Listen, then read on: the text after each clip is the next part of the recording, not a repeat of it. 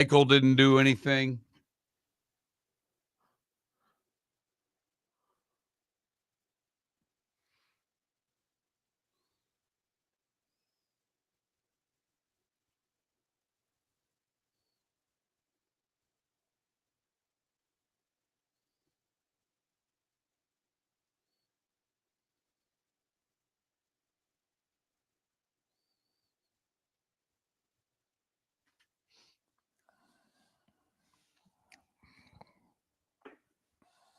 So I've left the fans' ballot of the Rock and Roll Hall of Fame up on my computer as one of the tabs. Okay. Every morning I refresh it up until the day that Mariah Carey passes the Black Crowes, and then I can never do it again.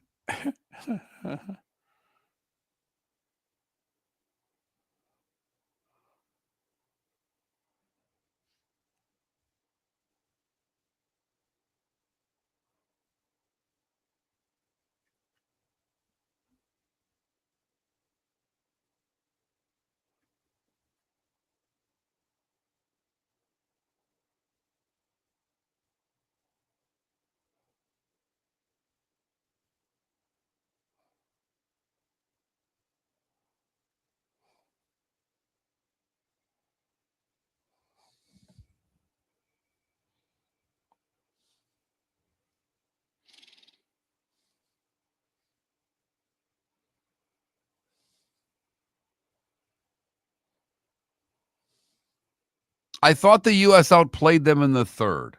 I thought Canada completely outplayed the U.S. in the second, and I thought the first was relatively even. I thought Canada controlled the first 10 minutes. I thought we controlled the second 10. But I don't think we outplayed them. Yeah, we outplayed them in the overtime, but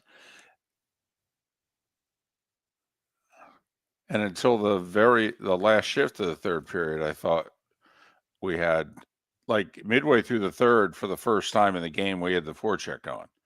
We had a 4-minute stretch there where they couldn't get the puck past center ice. But they had a few of those too, like the second period. Yeah.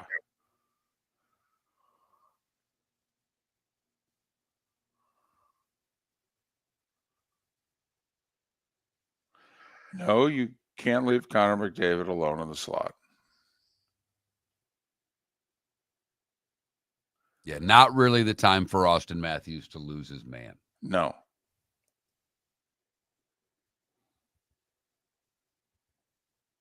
Not only awesome to see a Ruzioni, but awesome to see him wearing Gaudreau's jersey.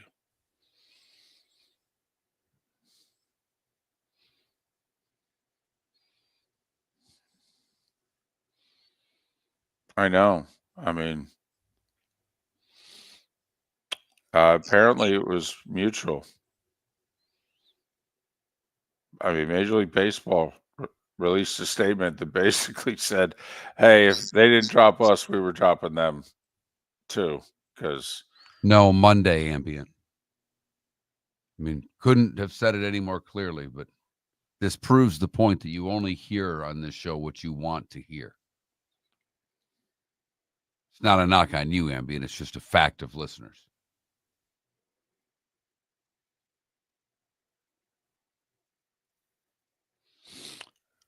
what sounded bad? The anthem or the broadcast or?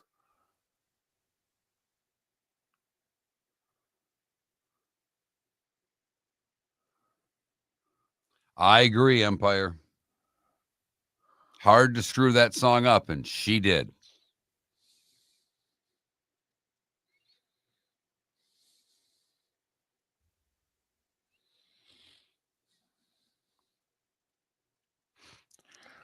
You just got to bring out the baritone for those anthems. I'm sorry.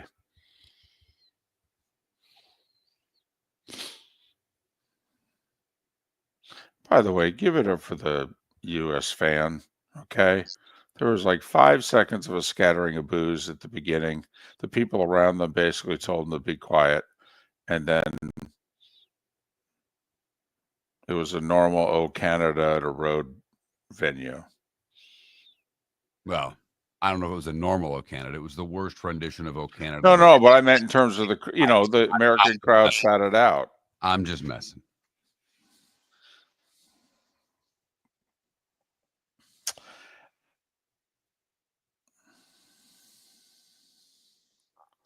I must admit, I like a deeper anthem voice, EB. She was terrific, but I wish there was.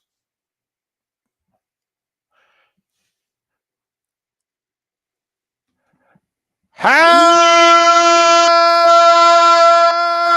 the heck are you, Miller and Moulton.com, Miller_Moulton on X. It's not a football Friday. There it is. There it is. You're listening to Miller and Moulton. There it is. Coming We're a at little you late. from the Floormeister Studios. Floormeisters, There it is. keeping it real. And now, here's Mark Miller and David Moulton. That's like hitting the first batter. You know there's no shot at a perfect game. First pitch, I just plunked him. Ladies and gentlemen, Mark has had at least a 3-day battle with the computer.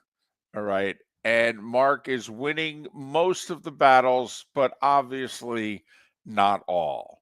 So to start, computer 1, Mark Miller nothing. It's not a football Friday.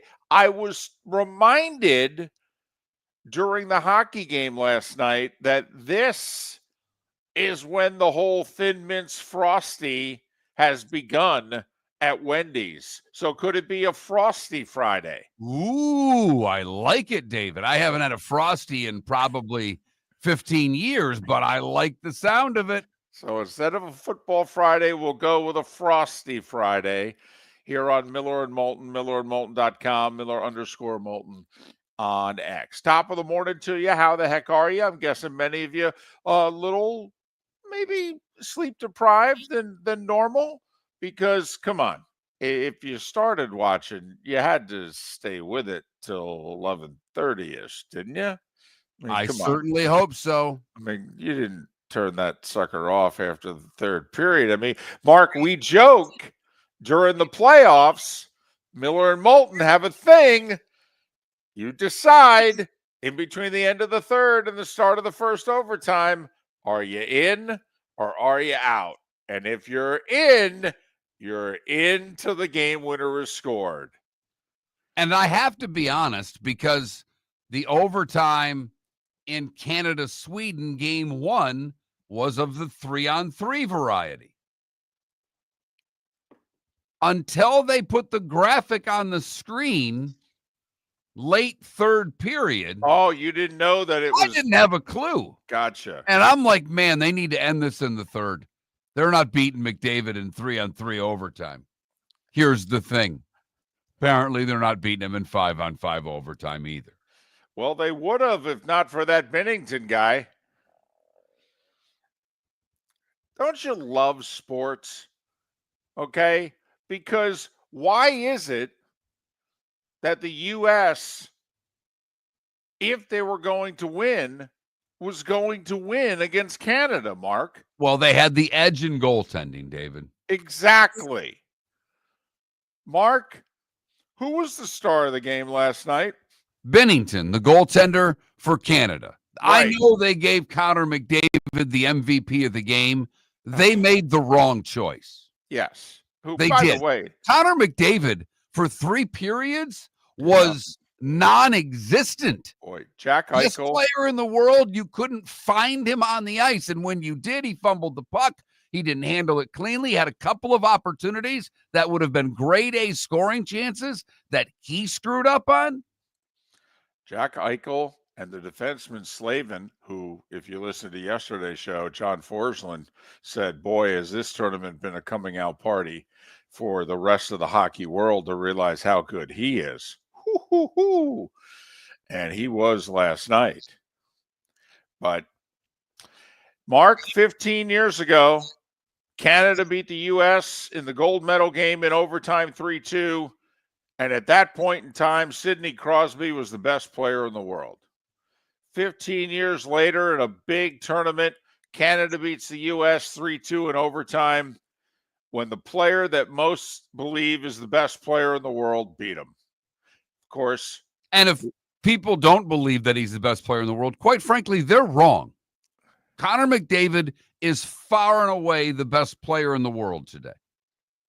Nathan McKinnon's great. Matthews is great. Crosby still plays at a high level.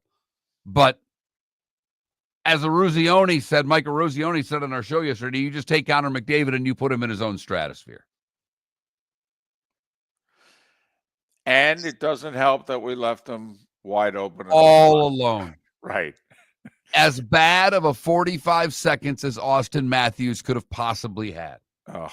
Not one, not two, but three grade A scoring chances back to back to back in overtime.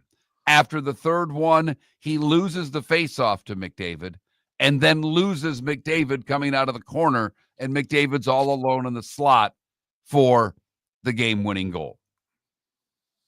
Austin Matthews played terrifically in that tournament. Showed a defensive side that many people had no idea that he had.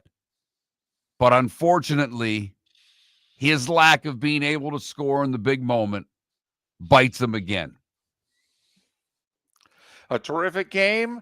Canada in overtime, 3-2. And I have to admit, I don't always enjoy the ESPN broadcasters of hockey, right?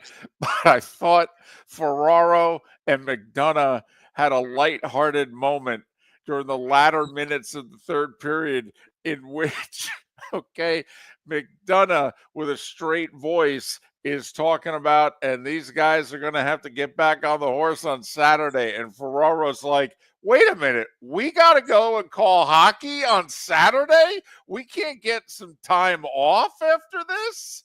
And they can't get some time off? It is going to be fascinating for a league that has this much juice right now. I mean, come on. The NHL's never had juice in February. Not like this. No. But to reset and restart your season, of which it's going to look like they're playing in slow motion on Saturday. Well, and not only that, and McDonough and Emily Kaplan alluded to this as well, as to don't be surprised when you see how many guys are unable to resume play when the NHL resumes play. There are 14 games tomorrow in the NHL. That means there's only 4 teams in the league not playing tomorrow. And every team in the league was represented in this tournament except for the Washington Capitals. How ironic is that? They have the best record in the Eastern Conference. They didn't have a single guy in the tournament, probably because their best players are Russian. But anyway, but it will be very interesting. I mean, they think Charlie McAvoy may not play the rest of the year for the Bruins. He suffered an injury in the first game, played a monster second game against Canada, knocked McDavid to the ice 3 times himself, but injured the shoulder in the first game, and then has a procedure and gets an infection. They don't think McAvoy is going to play the rest of the year. Could be the fallout from this tournament, Mark. And it would be a shame. It would be a shame because I don't think there's a single player, not a single player, that wouldn't do it all over again. On either side. Right. What a treat. I let out an F-bomb when McDavid scored. I let out an F-bomb on the couch by myself. Wife was long in bed. Daughter obviously in bed. And when he scored, I let out a pretty loud F-bomb. When the U.S. scored to take the 2-1 lead, I let out a yell. And then when Matthews got stoned on the back-to-back sequence, and then there was a face-off, I got up off the couch and I started pacing. And Mark, if I'm pacing during a game, That's, that's ultimate crunch time for me. If I get up off the couch and I'm pacing, and now all of a sudden, I look like a third base coach, hands on my knees, looking in. That's me showing, oh yeah. Went not once but twice to the cupboard between third period and overtime also. Oh yeah. Yeah. Yep. Threw the bag of Chex Mix. Thankfully, I'd put the clip on top of it when McDavid scored. Just threw it. Yep. Yeah. We're emotionally invested last night. It's a great feeling, isn't it? It really is. And I'm serious when I say this. There aren't many games anymore, and I'm talking Super Bowl, where I get charged up. I watch them, I like them, but the game's got to give me something to get me invested in it. I didn't need that last night. I was ready from the moment we finished our show for that game to start. I watched the hour show on ESPN, The Point, before the game started. That's how ready I was for the Wow. You watched an hour-long pregame show? I did. Oh, man. I got to admit, when they did the scene from Miracle in the open, now they should have edited out the line about if we played them 10 times, they might win 9. That needed to be edited out. But when they were doing the current day American players, edit in with Kurt Russell as Herb Brooks, I got goosebumps. I'm like, oh, wow. My wife was talking to me, and 30 seconds in, I turned to her. I said, honey, I need you to be quiet. We're done. I looked right at her. I said, we're done talking for the night.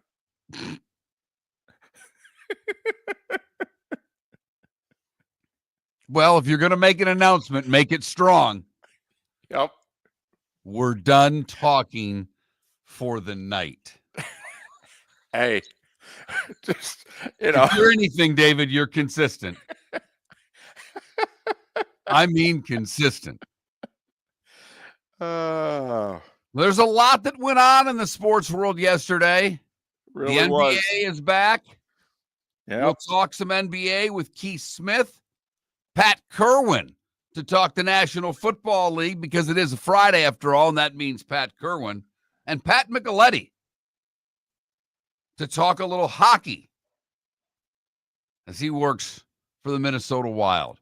Plus the starting 5 in 25 minutes. All ahead on a Friday show of Miller and Moulton. Thanks for listening. For over 50 years, the Nolan family has been dedicated to protecting local families. Nolan Family Insurance is a second-generation independent agency that specializes in home, flood, auto, and boat insurance. They take the time needed to explain your coverage options and answer your questions so you can make an informed decision that's right for you. If you're looking for an agency that treats you like family, call 941-639-1122 or go to nolanagency.com. That's 941-639-1122. or nolanagency.com. American Paint Supplies, for nearly 30 years, is your one-stop shop for all your coating needs. If you are a designer, a contractor, a professional painter, or a weekend warrior, American Paint Supplies is the place where experts go to get expert solutions. At 6100 Shirley Street in Naples off of Pine Ridge, American Paint Supplies delivers the best solutions with the best products with the best support. Meet Gene and his team today at American Paint Supplies. Call 239-566-2700.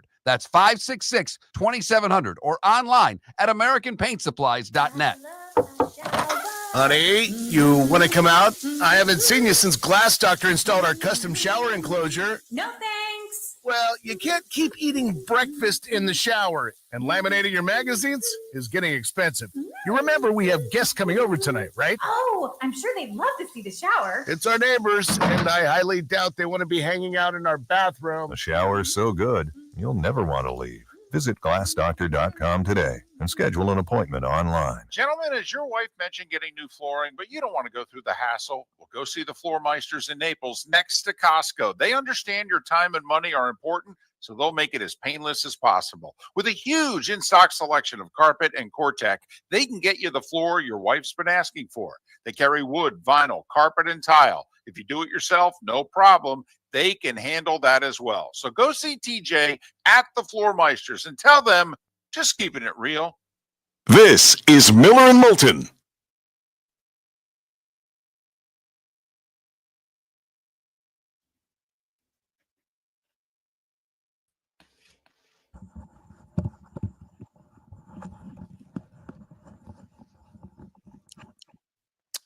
Hey, not to sound like an old guy. So what's your forecast today in the 239? I don't know, but it was really cold when I walked out of the house this morning. Because it's in the 30s in Jacksonville. It's 52 here, David. It's not going to get to 52 With in a high of Jacksonville. 72. Yeah, it won't reach 52 in Jacksonville today. I might have to wear pants to play golf. This is awful. I'm in shorts and flip-flops. I just got, I didn't even look. Right, sure. I walked out this morning and I always take my stuff out to the car and then come back in and have my coffee. It's my morning routine. I take my backpack, my to-go coffee, my water, and I walked outside and I went, damn. Right, you live in Southwest Florida, so you just put shorts and a golf shirt on. There's a few mornings you walk outside, you're like, wait a minute, what's going on here?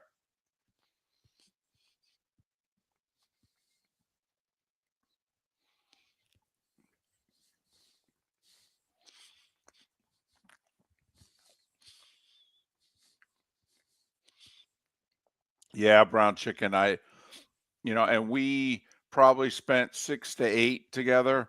We watched a couple shows. We were talking about life and the pursuit of happiness. And I had the pregame on, but the volume muted. And then all of a sudden, I see Kurt Russell as Herb Brooks in the blazer. And my wife's still talking, and I turn the volume up, and I look at her, and I go, honey, we're done. I'm like, I did. I had goosebumps. Listen, it's been a long time since network television has produced something that has given me goosebumps.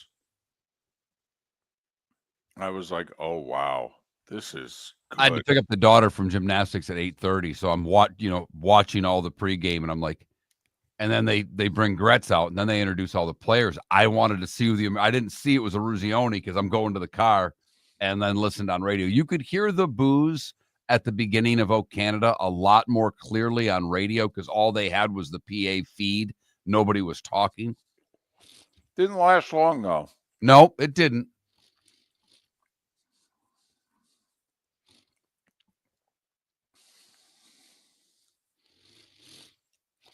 Jake, I can appreciate that because then you win either way, right? You'll either win some money or.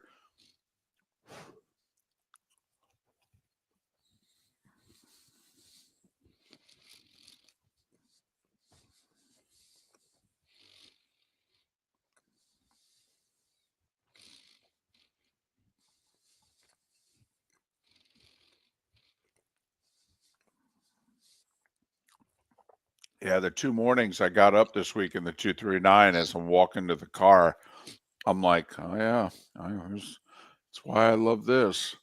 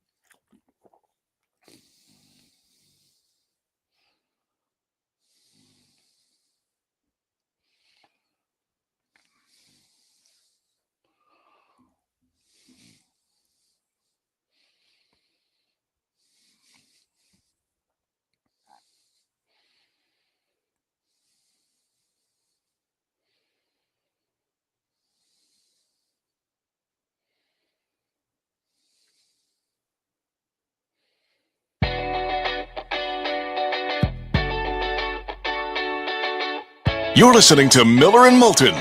And now, here's Mark Miller and David Moulton.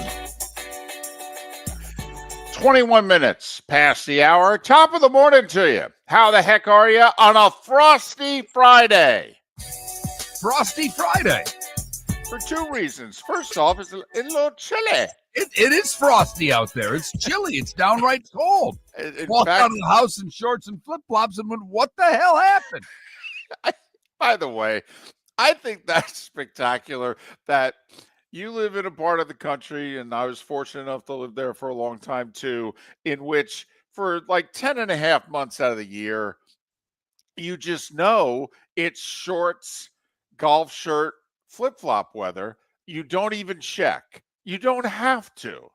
Okay. And then there's that 2-3 mornings a year when you walk out because you haven't checked and you walk outside and it's like, whoa. Well, I didn't even think of it. I picked the daughter up from gymnastics last night.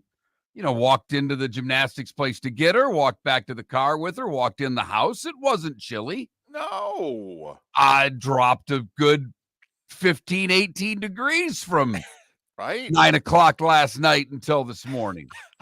I'm in the 904. It's in the 30s this morning.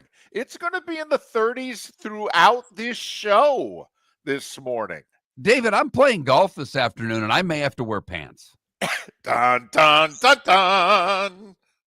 Breaking news here on Miller and Moulton. Right. It may be a pants day. I repeat. Unbelievable. May be a pants day.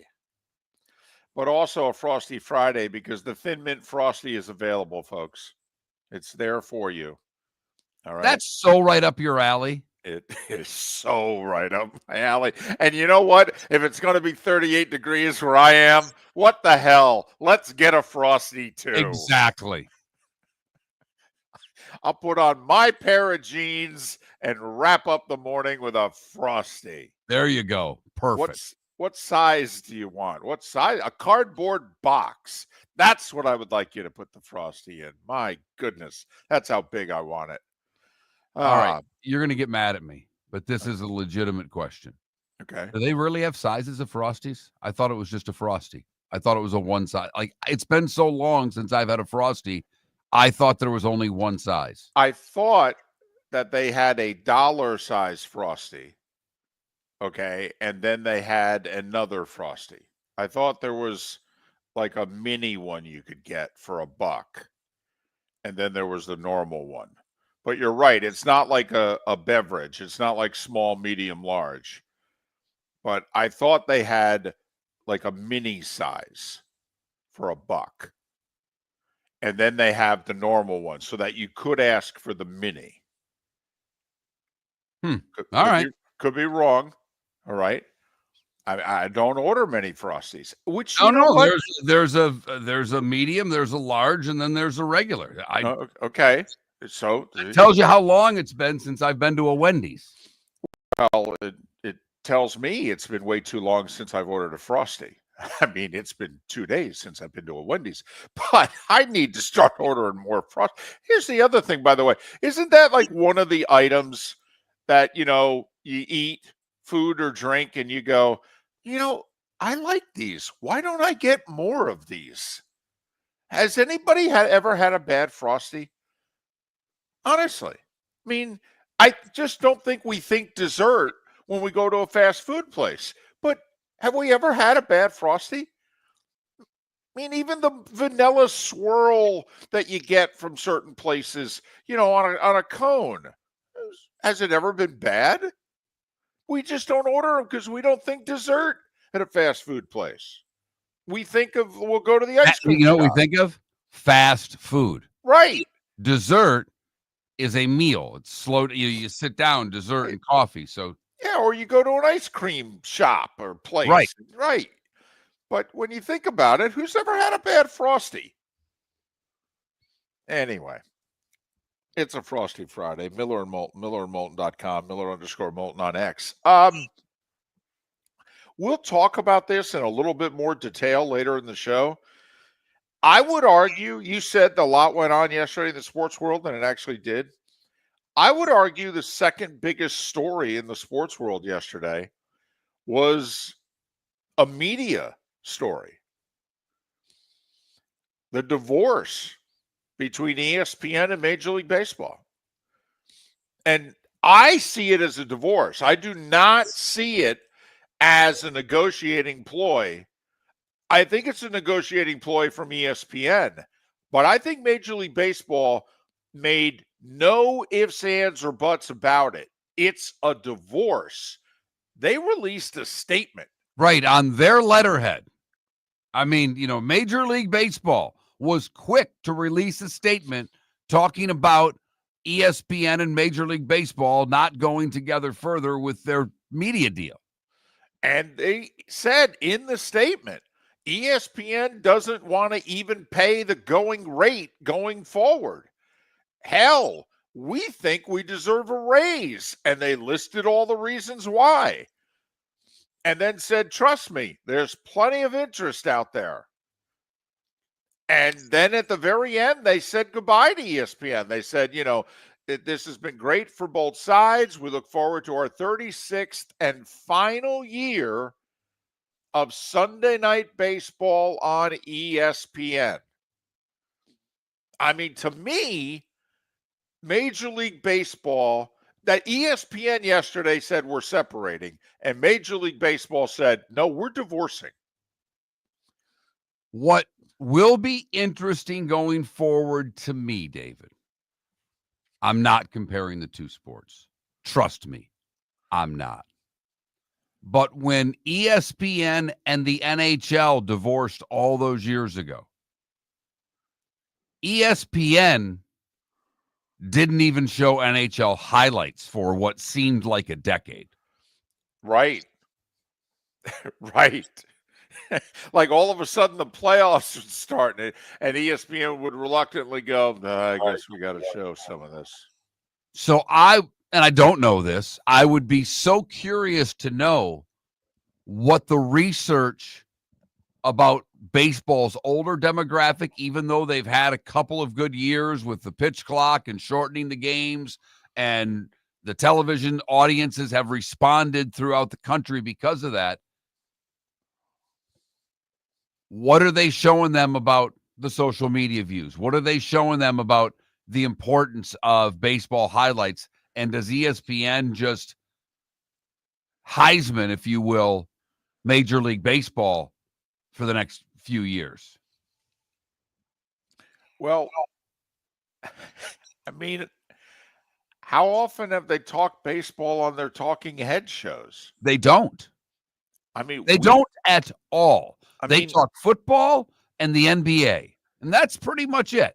I mean, weren't we joking in mid to late October last year that is ESPN aware that the Dodgers and the Yankees are playing in the World Series? I mean, for that, Greeny's show that's based out of New York, Stephen A. Smith's show's based out of New York. Okay. The Yankees are in the World Series for the first time in 15 years. And we were like, is ESPN aware of that? Because they weren't even doing segments on it. So, Mark, I think you're right. I mean, not only will it just absolutely disappear, any chance of being on the talking head shows, unless it's a calamity, but I'll be curious whether or not they still get the full Sports Center treatment that they've been getting. What do they do with baseball tonight? Well, I think for the most part, they got rid of baseball tonight, didn't they?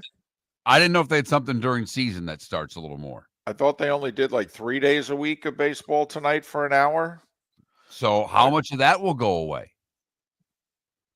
How much will the employees that do baseball at ESPN stick around? Because they've been firing everybody for 4 or 5 years. So I would argue that's the second biggest story in the sports world yesterday. The divorce, which is happening after the wild card round of the playoffs this year between baseball and ESPN. The starting five is next. A showdown in the swamp. The final race of the season. Everything's on the line at record-breaking speeds. Don't miss Swamp Buggy Racing's World Championship, the Bud Cup Final, Sunday, March 2nd at Florida Sports Park, Naples. Get tickets at swampbuggy.com. Florida's oldest racing tradition is racing like you've never seen before in 6 categories. But Swamp Buggy Racing is always a great day of family fun with kid-friendly pricing. Sunday, March 2nd. Don't miss the World Championship. Get tickets at swampbuggy.com. Cape Coral Police Department is growing. They are currently looking for police officers and are offering a $10,000 signing bonus to newly hired officers. If you desire a career in law enforcement, or if you are already in law enforcement and thinking about making a move to a better agency, think Cape Coral Police Department. If you're looking for a police department that is committed to excellence, that invests in the highest level of training, state-of-the-art equipment, and some of the highest compensation in all of Southwest Florida, then the Cape Coral Police Department is for you. Visit capecops.com. That's capecops.com. Gentlemen, as your wife mentioned getting new flooring, but you don't want to go through the hassle, well, go see the Floormeisters in Naples next to Costco. They understand your time and money are important, so they'll make it as painless as possible. With a huge in-stock selection of carpet and Cortec, they can get you the floor your wife's been asking for. They carry wood, vinyl, carpet, and tile. If you do it yourself, no problem. They can handle that as well. So go see TJ at the Floormeisters and tell them, just keeping it real. Mark Miller for Molly Maid. Why Molly Maid, you ask? Trust. Moulton was a customer for 15 years. Affordability. Didn't I just say Moulton was a customer for 15 years? Worry-free services. Our professional house cleaners are fully insured and a 24-hour warranty. Call Molly Maids today at 239-774-5839. That's 239-774-5839 or online at mollymaid.com/FTMYERS. That's mollymaid.com/FTMYERS. This is Miller and Moulton.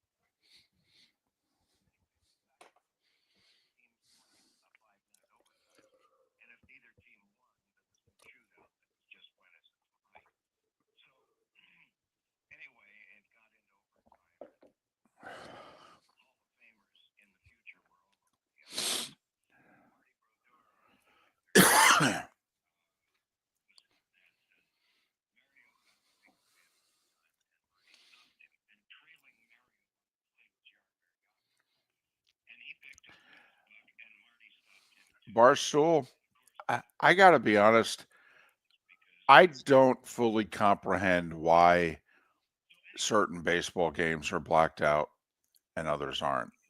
I don't get it. I don't know I have never been able to fully grasp what the rule is and why you could be in Las Vegas and not see a Cubs game or whatever. I don't understand.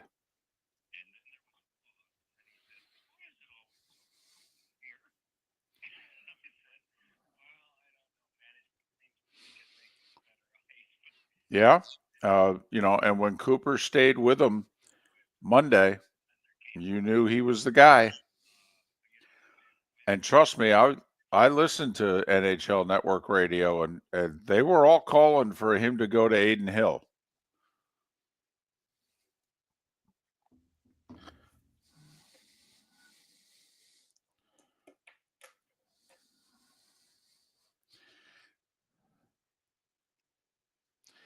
And Barstool Sleeper, my hope is if I'm Manfred, I have to end the blackouts, whatever it takes. Phil, I do think today for a poll question, for the record, like no national day of anything. So we have to come up with a poll question all on our own. Wow, man. Do we ask, did this Four Nations thing make you more likely to watch hockey? We could. I don't dislike it. I just got a good feeling I know where our audience. I mean, we have such a hockey audience that'll do well, if you know what I mean.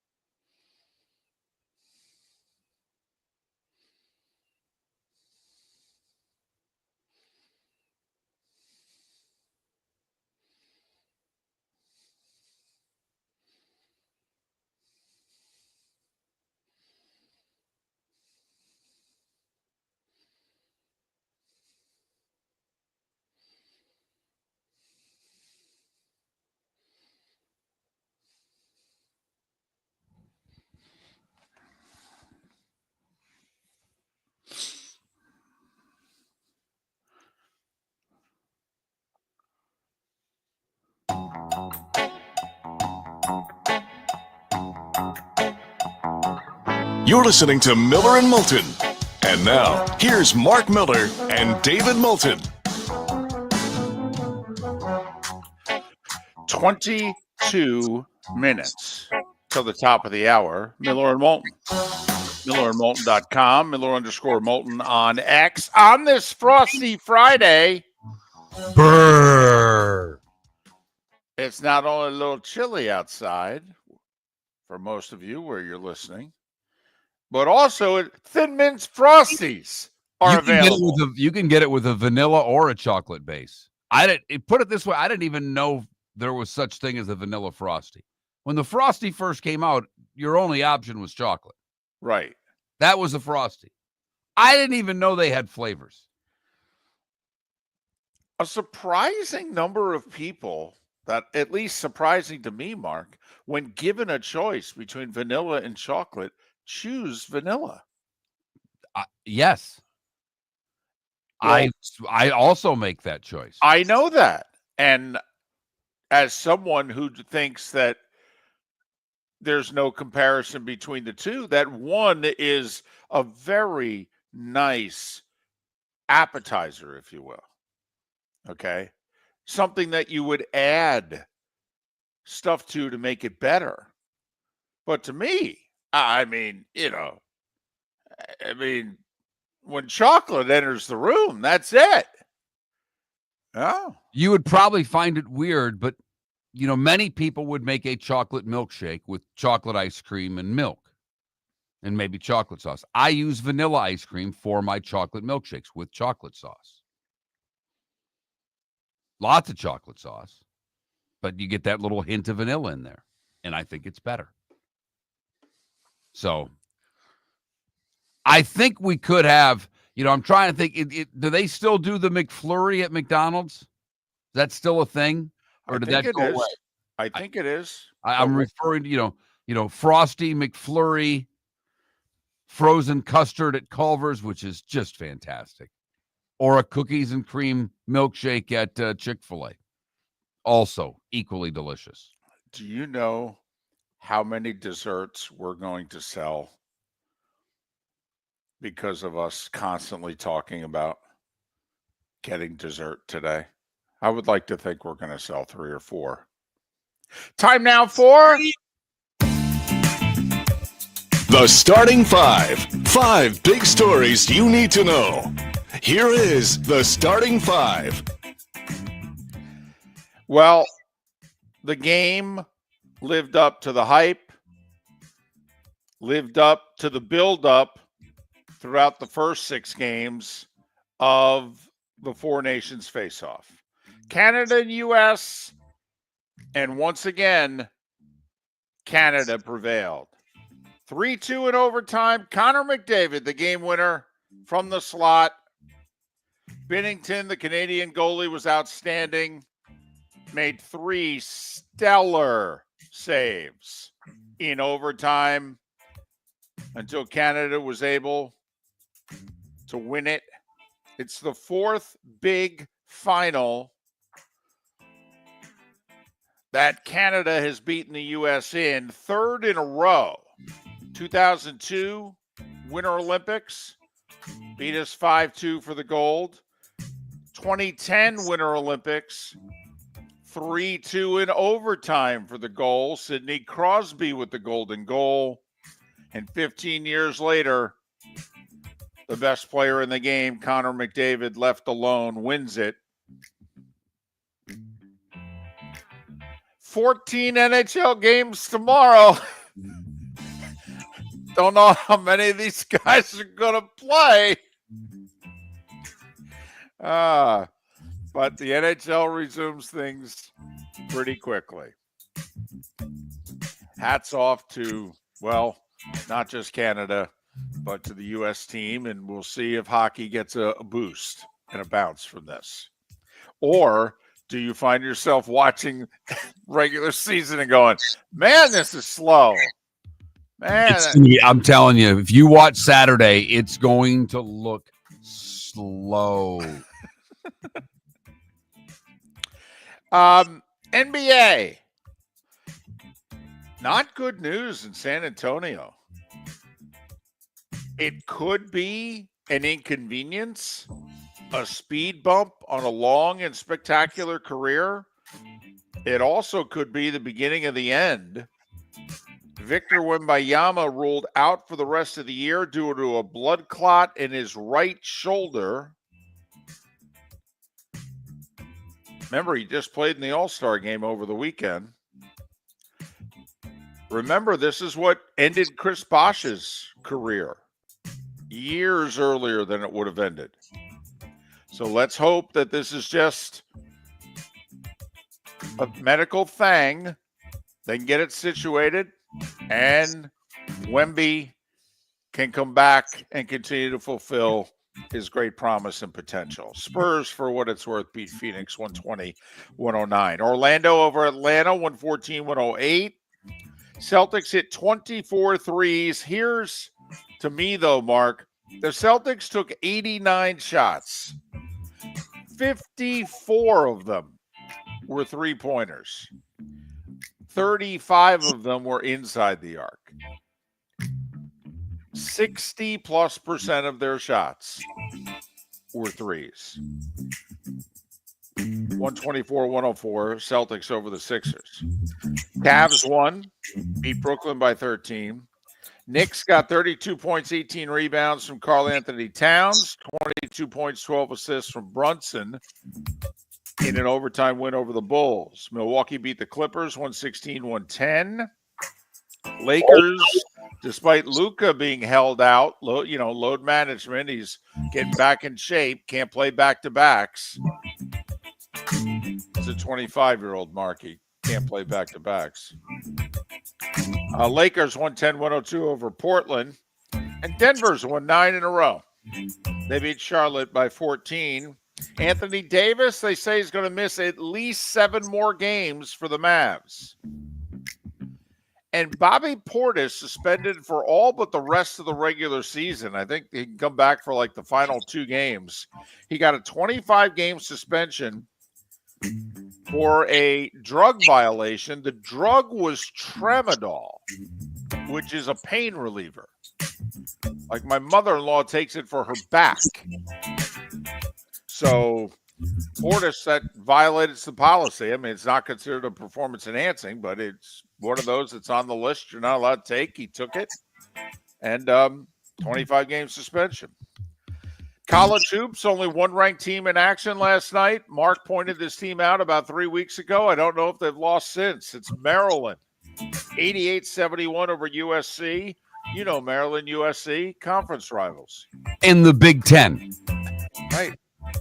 Speaking of the Big Ten, isn't Ohio State like near the bubble? Weren't they like a borderline NCAA team? I believe that's right. Yeah, not after last night they're not, or they shouldn't be. They lost at home to previously 500 Northwestern, 70-49. Yeah, I don't know how that happens. I really don't.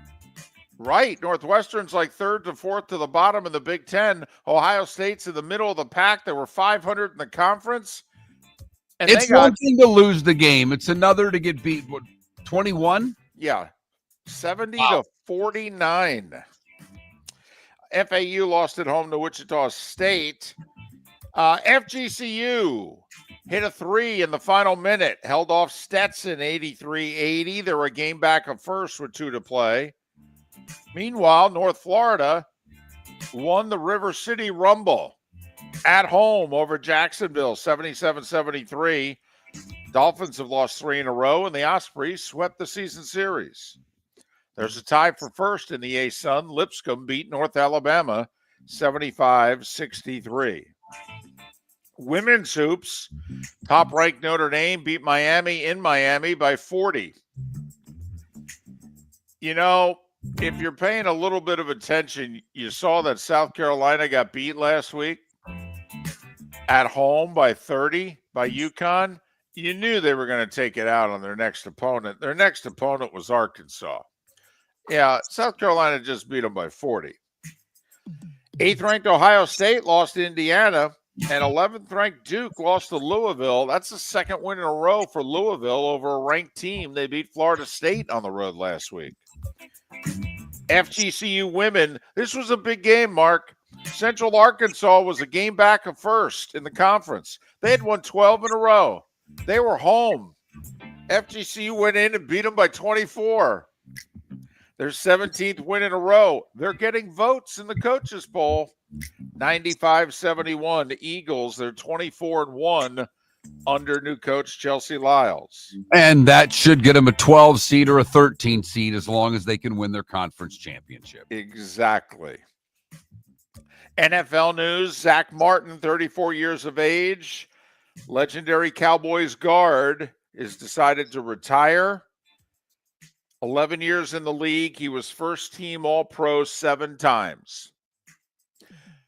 Do you know how many holding penalties were called on him in 11 years? I have no idea. 7. That would seem like that's a pretty good number. That's one of those ratios you'd like. Yes, that's 7 penalties in 11 years. Right. He's a Hall of Famer. Saints are going to name Eagles assistant Doug Nussmeier as their offensive coordinator. He's not going to call the plays, but, you know, he gets a promotion and a raise. I mean, next year he'll be in town to watch his kid play quarterback at LSU. Eagles center Cam Jurgens, the 25-year-old, had to have back surgery. Remember, he didn't start the NFC Championship game, had to come in the second half when Dickerson, who replaced him, couldn't go anymore. And Jurgens, they said the 2 weeks really helped him get ready for the Super Bowl. Gives you an idea of what he played through. He had to have back surgery. And there's nerve damage as well. It's something that Eagles fans really need to pay attention to, David. But you know how it is in sports. He's got nerve damage. He needed back surgery. When's he going to be back? Oh, he'll be back in time for camp. College football. Steve Sarkisian got a raise, Mark. It's a good thing. He was really suffering. He was making $10.4 million. Taking Texas to the semis, he got a $400,000 raise. He now makes $10.8 million. And they added an additional year to his contract. So he's under contract through 2031. He'll get annual raises between now and then. By the last year of his deal, he'll be making $12.3 million a year. Texas, along with USC, announced they're canceling their spring games. Give it 2 years, there won't be any more spring games. And Mark, I found this a bit of a surprise. Apparently, Luke Fickell's contract at Wisconsin, after every year, they sit down and they decide whether or not he did a good job. And if he did, they continue to extend his contract another year. So that this way, he'll always have 7 years on his contract. Well, they just went 5-7, lost their last 5 games of the year, broke their 20-something year bowl streak. And yet they decided Luke had a good year. And so he got another year extension. Really? Seriously? What does he have to do to not get an extension? It's a dadgum good point, David. You would think being 500 would be the first prerequisite in college football at a big-time school to be considered to have a good year. We had our first spring training game yesterday in Arizona. Cubs beat the Dodgers 12-4. But the most important thing, we had our first challenge of the ABS system. Cubs pitcher Cody Poteet challenged the second pitch he threw to Max Muncy, which was called a ball. He was right. It was overturned. It became a strike. Oh, yeah, ESPN and Major League Baseball mutually agreed to divorce after this year. Golf. Tiger went to the White House with Adam Scott, Jay Monahan, and spoke at the White House about we're working towards a deal. Hugged Trump. Okay. You know, this deal's happening, baby. Their PGA Tour's in Mexico for the Mexico Open. There's a 3-way tie for the lead. And if you know any of the 3 guys that are tied for the lead, you watch entirely too much golf. Our buddy Frankie Sappin is 2 under He probably needs to shoot that again to make the cut. LPGA's in Thailand. Okay, Japan's Aki Iway has a 2-shot lead. American Angel Yin is 5 back, tied for 7th. And it's 7 minutes before the hour mark. That was the starting 5. 5 big stories and the appeal of a ball strike call that you needed to know here on Miller and Moulton. I'm glad you said that about the golf because I do watch golf. And I turned on the Mexican Open yesterday right up until I watched the point. That was the hour pregame show that I watched leading up to the Four Nations face-off. And my wife sat down towards the end of the golf and the leaderboard was on. She goes, "So, you know who any of those guys are?" No. No. But it beats talking to you, honey. Whether you're chasing peak performance, reigniting intimacy, or simply want to feel your best, Game Day Men's Health creates customized game plans to optimize your health. Call 239-427-3441 for our Bonita Springs and Naples location to set up your free testosterone test and consultation. Mention Miller Moulton Radio Show for 10% off your service. Find your maximum self with Game Day Men's Health, Bonita Springs and Naples, Florida. Call 239-427-3441 today. American Paint Supplies, for nearly 30 years, is your one-stop shop for all your coating needs. If you are a designer, a contractor, a professional painter, or a weekend warrior, American Paint Supplies is the place where experts go to get expert solutions. At 6100 Shirley Street in Naples off of Pine Ridge, American Paint Supplies delivers the best solutions with the best products with the best support. Meet Gene and his team today at American Paint Supplies. Call 239-566-2700. That's 566-2700 or online at AmericanPaintSupplies.net. Gentlemen, as your wife mentioned getting new flooring, but you don't want to go through the hassle, well, go see the Floor Meisters in Naples next to Costco. They understand your time and money are important, so they'll make it as painless as possible. With a huge in-stock selection of carpet and Cortec, they can get you the floor your wife's been asking for. They carry wood, vinyl, carpet, and tile. If you do it yourself, no problem. They can handle that as well. So go see TJ at the Floor Meisters and tell them, just keeping it real. Mark Miller for Molly Maid. Why Molly Maid, you ask? Trust. Moulton was a customer for 15 years. Affordability. Didn't I just say Moulton was a customer for 15 years? Worry-free services. Our professional house cleaners are fully insured and a 24-hour warranty. Call Molly Maids today at 239-774-5839. That's 239-774-5839 or online at mollymaid.com/FTMYERS. That's mollymaid.com/FTMYERS. Wine glasses never fall over until you get a brand new rug.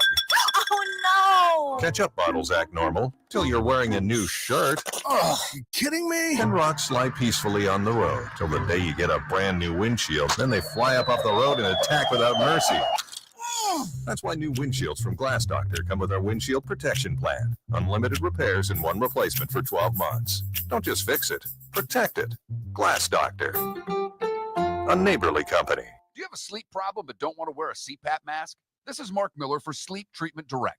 The mask wasn't working for me, and I didn't think I had an alternative. I do. We all do. They have such simple alternatives with greater success than the mask. Visit sleeptreatmentdirect.com. That's sleeptreatmentdirect.com. And if you are like me and your CPAP machine isn't working for you, it's time for a change. Call 239-444-1741. That's 239-444-1741. Sleep Treatment Direct. Sleep safe and sound. This is Miller and Moulton.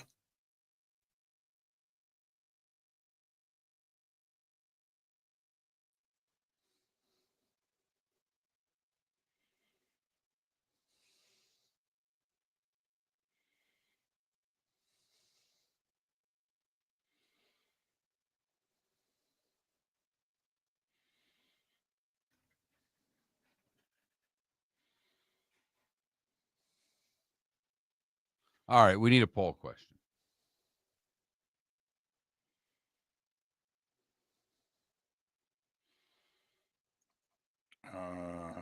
Frosty. I just see if McDonald's still has a McFlurry. Oh, yeah, they do. Huh, look at that. They got all kinds of the new Grandma McFlurry. What is the Grandma McFlurry?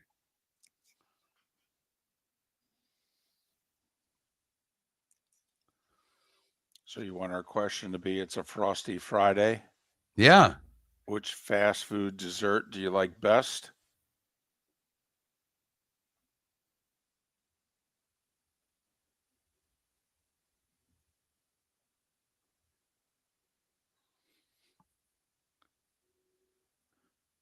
So that's what they aired on ABC last night?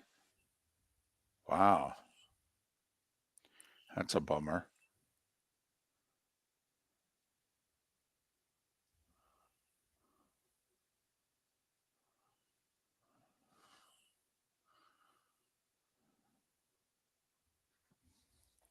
When you say ESPN is awful commentary on Major League Baseball, are you talking about their announcers or their talking heads?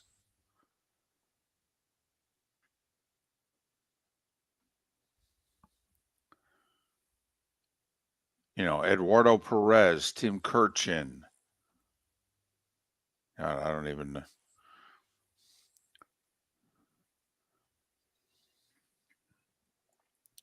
We used to have Doug Glenville on a lot on the show.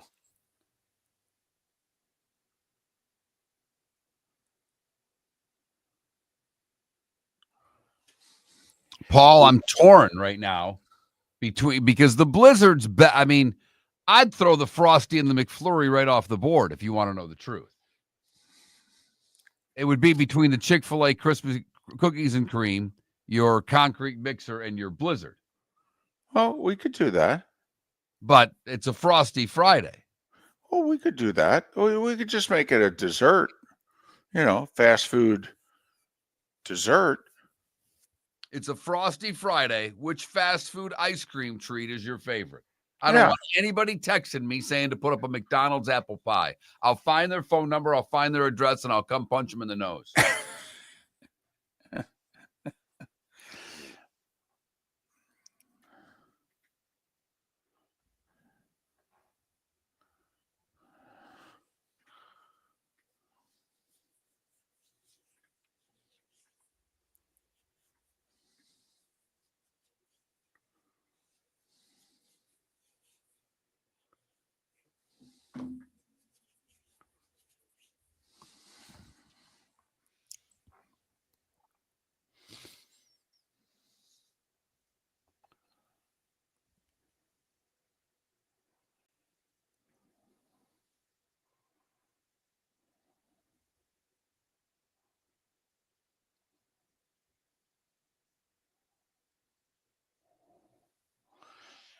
We don't call it the Gulf Coast.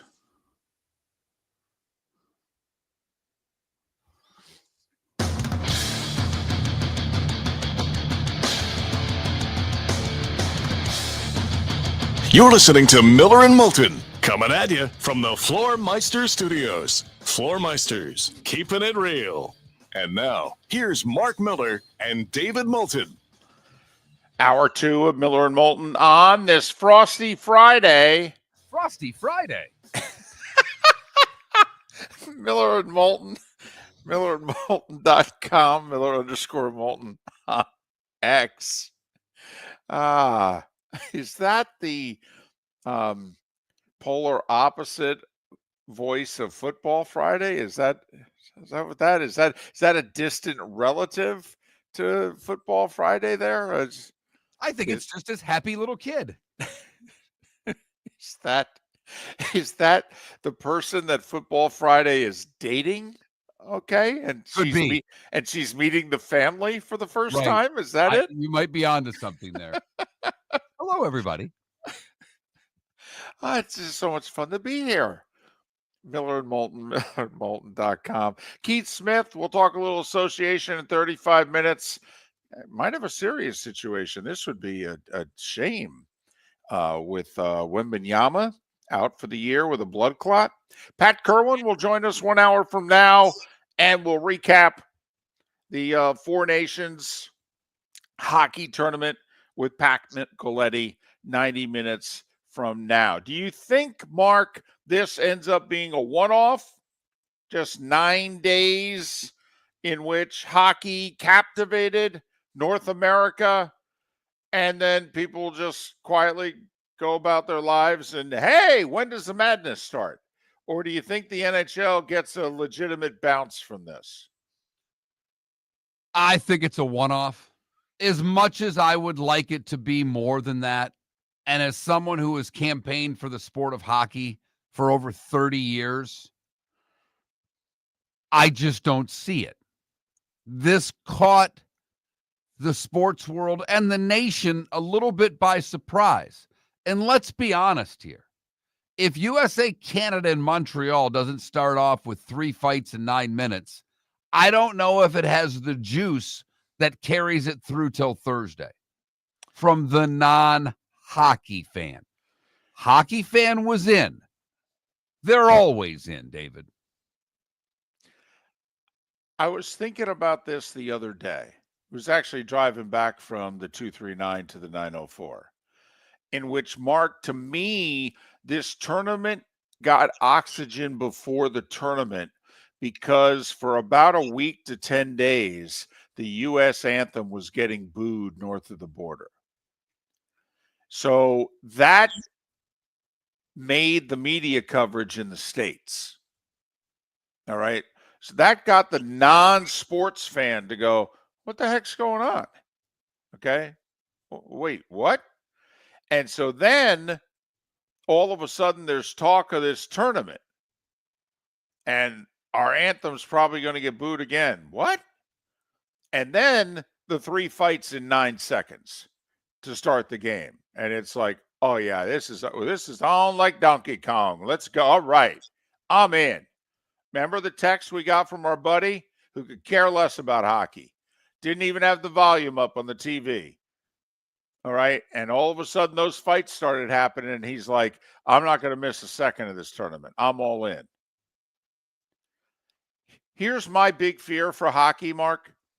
Not only will the NHL product look a step slow to what we just saw, the one complaint that hockey guy has had about hockey in the last half dozen years is they don't hit in the regular season at all anymore.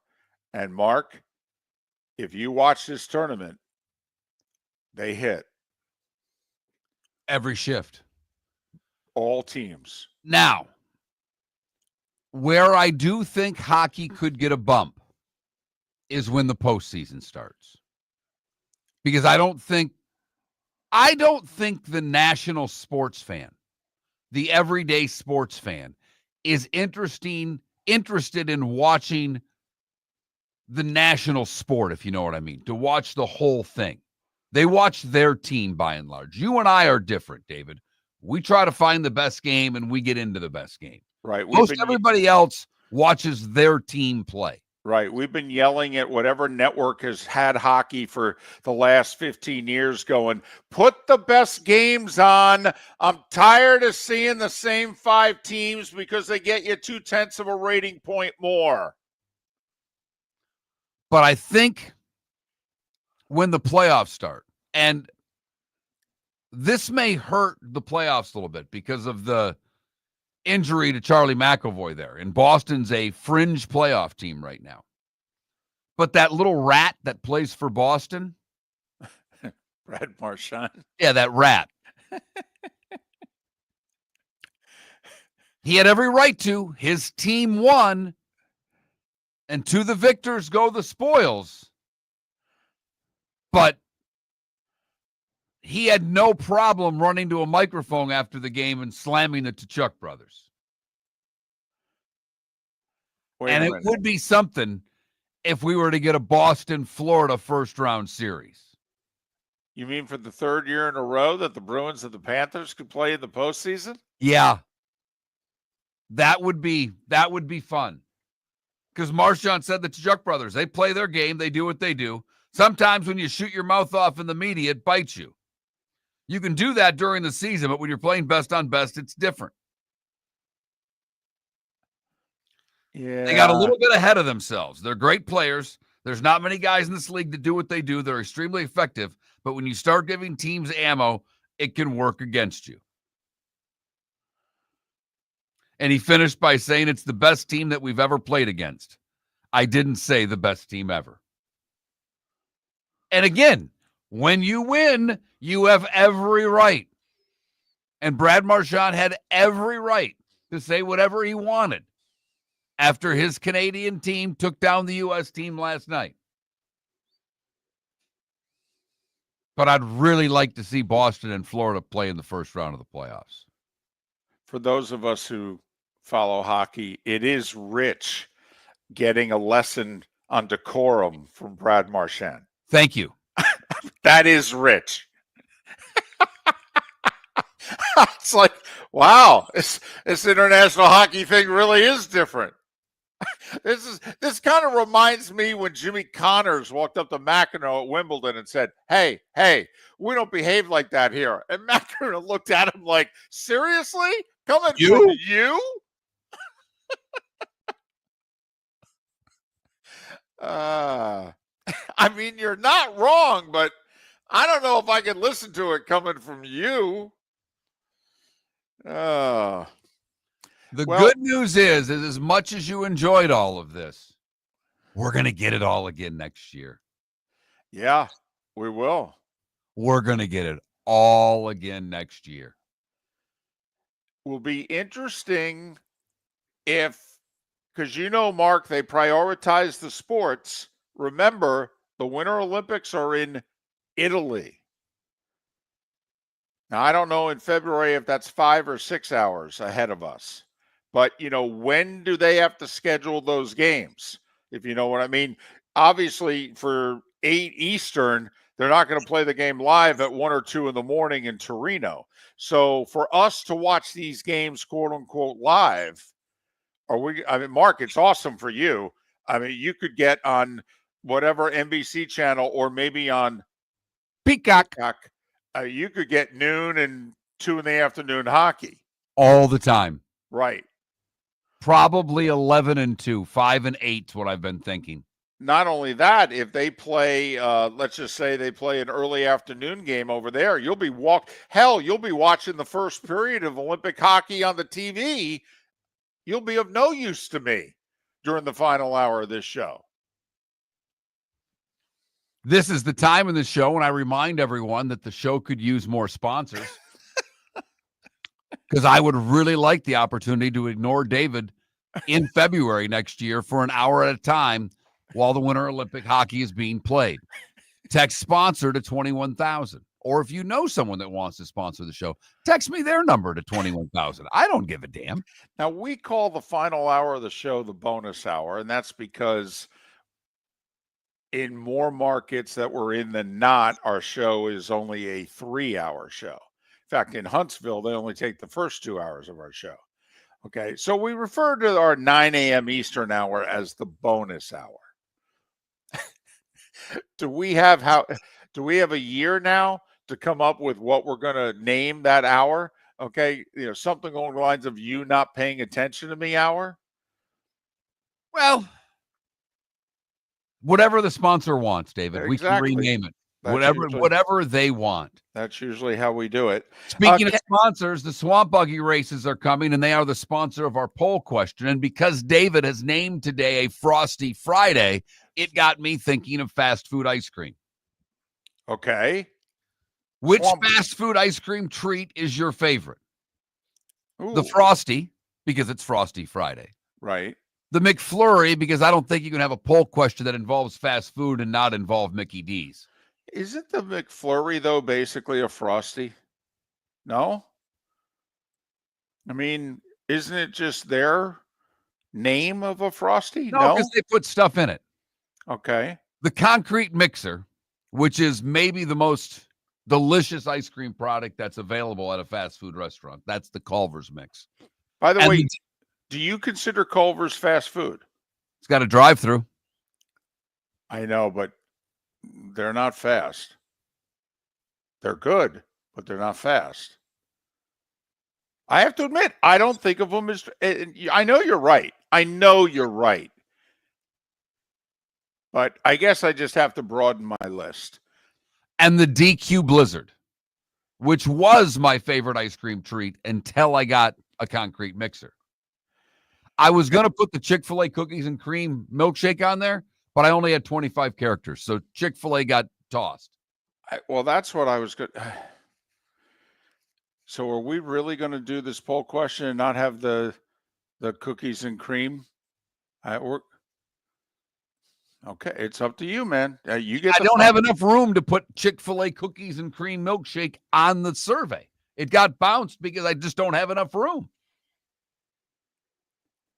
We can't even use the and sign. That won't help. All right. So go to Miller_Moulton, that Mark Miller, the David Moulton, whenever we get around to reposting today's Swamp Buggy Races poll question. The Frosty Friday, which fast food ice cream treat is your favorite? The Frosty, the McFlurry, the Concrete Mixer, or the DQ Blizzard? Go to swampbuggy.com. The races are a week from Sunday, March 2nd. All right, final races of the year. Go to swampbuggy.com and buy your tickets and vote. Miller and Moulton would like to thank the sponsors that, quite frankly, saved the show in 2024. Whether it was Floor Meisters, American Paint Supplies, Glass Doctor, Molly Maid, Cigar Bar, Sleep Treatment Direct, the Diamond District, and even the Cape Coral Police Department, thank you. We're hopeful of a great 2025, still needing sponsors, so reach out to Miller and Moulton via X at that Mark Miller or the David Moulton, or text us at 21,000. But Miller and Moulton says thank you to our sponsors and to you, our loyal listeners. American Paint Supplies, for nearly 30 years, is your one-stop shop for all your coating needs. If you are a designer, a contractor, a professional painter, or a weekend warrior, American Paint Supplies is the place where experts go to get expert solutions. At 6100 Shirley Street in Naples off of Pine Ridge, American Paint Supplies delivers the best solutions with the best products with the best support. Meet Gene and his team today at American Paint Supplies. Call 239-566-2700. That's 566-2700 or online at AmericanPaintSupplies.net. Gentlemen, as your wife mentioned getting new flooring, but you don't want to go through the hassle, well, go see the Floor Meisters in Naples next to Costco. They understand your time and money are important, so they'll make it as painless as possible. With a huge in-stock selection of carpet and Cortec, they can get you the floor your wife's been asking for. They carry wood, vinyl, carpet, and tile. If you do it yourself, no problem. They can handle that as well. So go see TJ at the Floor Meisters and tell them, just keeping it real. Do you have a sleep problem but don't want to wear a CPAP mask? This is Mark Miller for Sleep Treatment Direct. The mask wasn't working for me, and I didn't think I had an alternative. I do. We all do. They have such simple alternatives with greater success than the mask. Visit sleeptreatmentdirect.com. That's sleeptreatmentdirect.com. And if you are like me and your CPAP machine isn't working for you, it's time for a change. Call 239-444-1741. That's 239-444-1741. Sleep Treatment Direct. Sleep safe and sound. This is Miller and Moulton.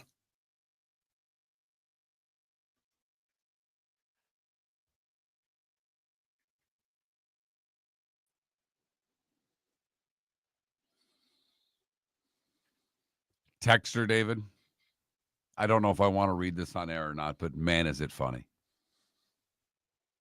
Canada doesn't know how we roll. They think they won. Wait until we find more goals next Tuesday at 3 a.m. That's funny. That's really funny.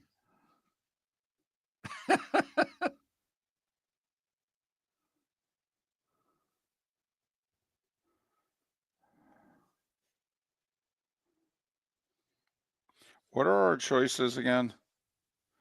The McFlurry, Frosty,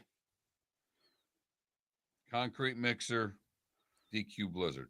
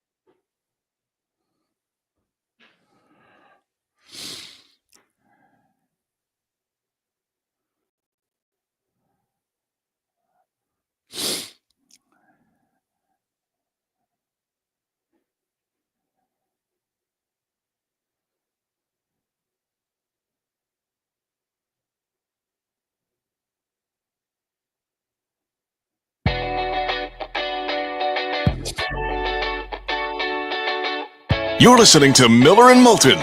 And now, here's Mark Miller and David Moulton. 21 minutes after the hour. Miller and Moulton. MillerandMoulton.com, Miller_Moulton on X. It's a Frosty Friday. And we call it a Frosty Friday for two reasons. First off, it's a little chilly out there. In fact, in Jacksonville, where I am, it's cold.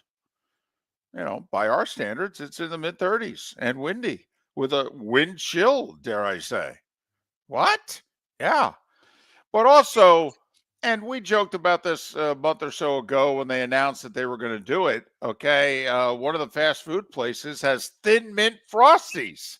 They debuted them either yesterday or the day before. So that just got us having some fun talking about, fast food places and going and grabbing dessert, which most of us don't do at a fast food place. But if you do, what's your favorite? David, I have such an ice cream problem. What do you mean problem? Oh, no. I cannot eat faster than you. I've tried. We went mano a mano, basically, with the steaks. Right. 48 ounces of delicious porterhouse steaks from Shula's. It was tremendous. I couldn't beat you, and I can eat quickly. You would have no shot against me in ice cream. None. That's it. Like, we do this, what are you, a decathlon? We all have certain events we're better at, and you're like, yeah, I got the ice cream. That's me. So for, 4 or 5 years now, my daughter's been playing softball. And one of the fundraisers that they have for the league, because every league, why not just pay for the league, have the league, and then have fundraisers on top of it, because more money.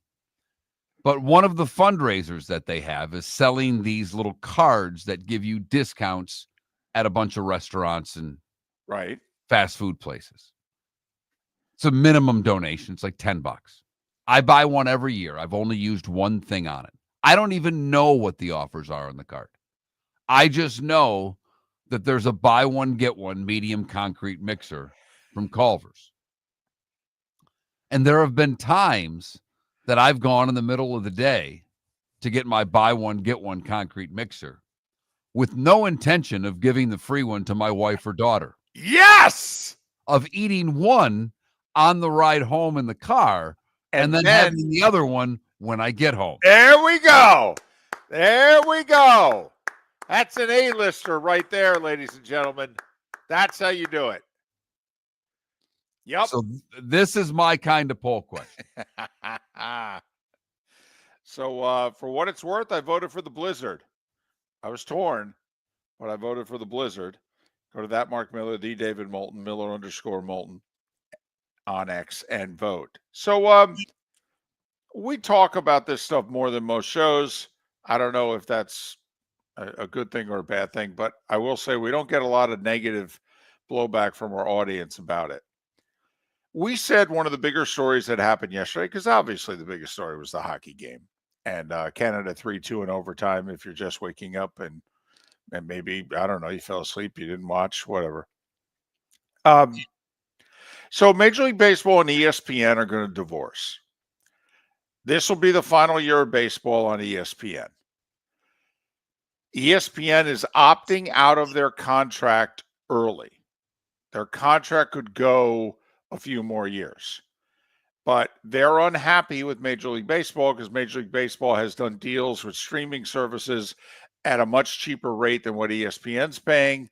ESPN has made no bones about it. They only want to keep baseball if they can get it for less than what they're paying. Major League Baseball made no bones about it. Yeah, we ain't taking $1 less. You're crazy. ESPN was paying $550 million. Apple and Roku are paying $100 million combined for regular season games. Now, ESPN gets the home run derby. They get the Sunday first night round of baseball, playoffs. and they get the wild card round, right? Right. Whereas one of those gets like Friday night baseball, and I don't even know what the other one gets. But ESPN wanted to cut that basically in half. Major League Baseball said, you're out of your mind. Major League Baseball's been on ESPN since the middle of the George H.W. Bush administration, 1990. Also, let's face it, this was important. This kind of changed the way we get television right now. Peter Gammons was one of the very first newspaper guys who went to television to do his breaking news thing and insights, and here's what I'm hearing, and do it on television and take it out of print. And Gammons led to Kirchin, which led to Buster Olney, which led to Jason Stark. You get the deal, which now is Jeff Passan.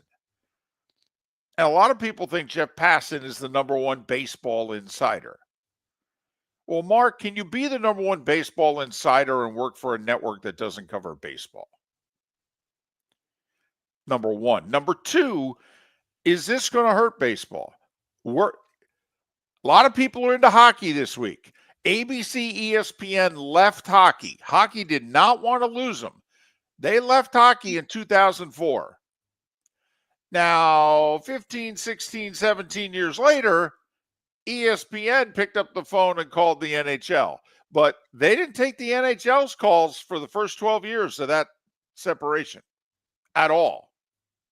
And then all of a sudden, she wanted to get back together again, and they picked up the phone, and the NHL said, well, listen, it would benefit us to be on ESPN and ABC, but you ain't getting a discount. You pay full rate, we'll give it to you over anybody else paying full rate, but you got to pay full rate. And so they're 4 years into a 7-year deal with ESPN and TNT. Mark, what's next for baseball after this year? David, I don't know what's next, because you look at the landscape of the sport. They're losing ESPN. The money that they are losing from the regional cable providers is astronomical.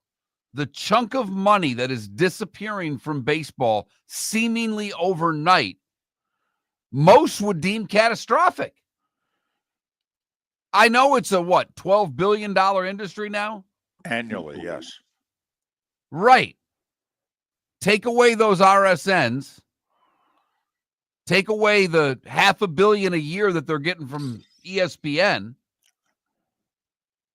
Oh, no, this is, and certain teams also. I mean, there are 6 teams out there who didn't spend any money this offseason, and they just flat out said, with our TV situation, we can't. Their fans aren't happy, like the Twins, and I don't blame them, but that's just the way it is. So they're losing ESPN. NBC is going to be all in on the NBA beginning next year. I mean, Mark, the only major player, and they do have a streaming component, but the only major player that I'm wondering about is Turner is losing the NBA after this year. Now, the thing is, it's a totally different audience. I mean, you've been all NBA for a generation plus, and now you're going to go baseball? I mean, that's a totally different demographic, totally different audience. Right, but for baseball, the oldest of the sports out there, it would seem paramount to me to get something on a network of some sort, be it cable or over the air, because you're asking a group who doesn't like to stream to then go Amazon Prime or Netflix or wherever baseball is going to try to get their money from. Well, and that's just it. The money would come from the streaming. We all know that. It's monopoly money to these streaming services, to the big boys. But is it the type of monopoly money they want to spend on a demographic that is considerably older than all of the other sports that they are investing in? But it's a 6-month regular season, Mark. And that means that you don't just buy that subscription for a month or two and get rid of it. If you want your baseball, you're buying it for at least 6 months. That's a lot of money being spent to get your baseball. Miller and Moulton. Keith Smith to talk the association next. For over 50 years, the Nolan family has been dedicated to protecting local families. Nolan Family Insurance is a second-generation independent agency that specializes in home, flood, auto, and boat insurance. They take the time needed to explain your coverage options and answer your questions so you can make an informed decision that's right for you. If you're looking for an agency that treats you like family, call 941-639-1122 or go to nolanagency.com. That's 941-639-1122 or nolanagency.com. Whether you're chasing peak performance, reigniting intimacy, or simply want to feel your best, Game Day Men's Health creates customized game plans to optimize your health. Call 239-427-3441 for our Bonita Springs and Naples location to set up your free testosterone test and consultation. Mention Miller Moulton Radio Show for 10% off your service. Find your maximum self with Game Day Men's Health, Bonita Springs and Naples, Florida. Call 239-427-3441 today. The Cape Coral Police Department is growing. They are currently looking for police officers and are offering a $10,000 signing bonus to newly hired officers. If you desire a career in law enforcement, or if you are already in law enforcement and thinking about making a move to a better agency, think Cape Coral Police Department. If you're looking for a police department that is committed to excellence, that invests in the highest level of training, state-of-the-art equipment, and some of the highest compensation in all of Southwest Florida, then the Cape Coral Police Department is for you. Visit capecops.com. That's capecops.com. Gentlemen, as your wife mentioned getting new flooring, but you don't want to go through the hassle, well, go see the Floor Meisters in Naples next to Costco. They understand your time and money are important, so they'll make it as painless as possible. With a huge in-stock selection of carpet and Cortec, they can get you the floor your wife's been asking for. They carry wood, vinyl, carpet, and tile. If you do it yourself, no problem. They can handle that as well. So go see TJ at the Floor Meisters and tell them, just keeping it real. This is Miller and Moulton.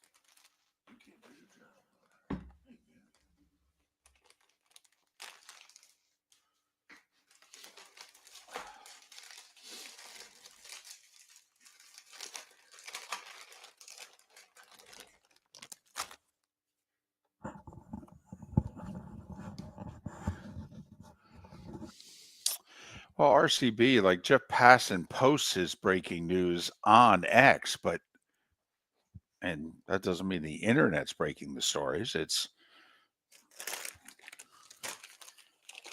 not like the internet hires reporters. That would be interesting, Baxberg.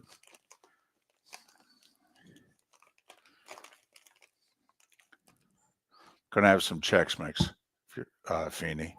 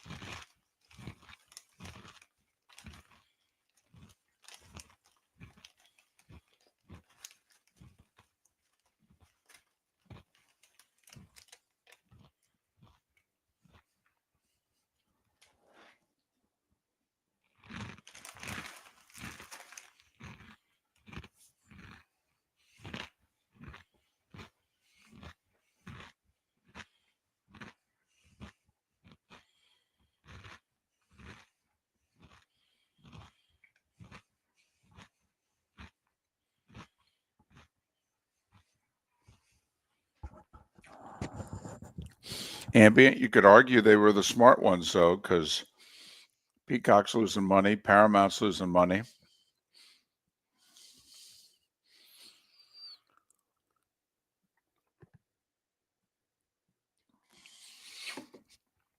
Boy, Feeney, how many people like you about watching, quote, my Marlins? Because, man, talk about, Feeney, will they have a winning record the rest of this decade?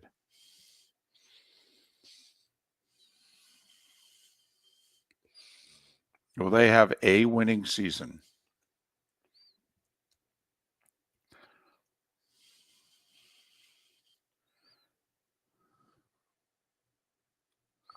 Keith's on.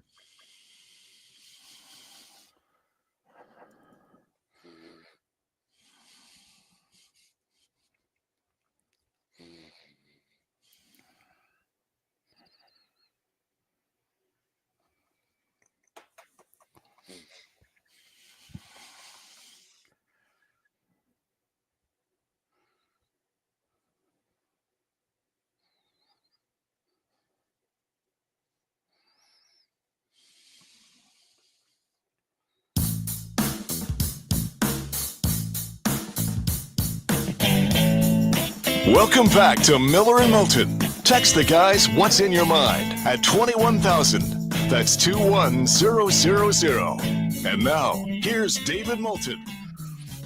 22 minutes before the hour on this frosty Friday. Frosty because, well, where most of you are living right now, it's chilly.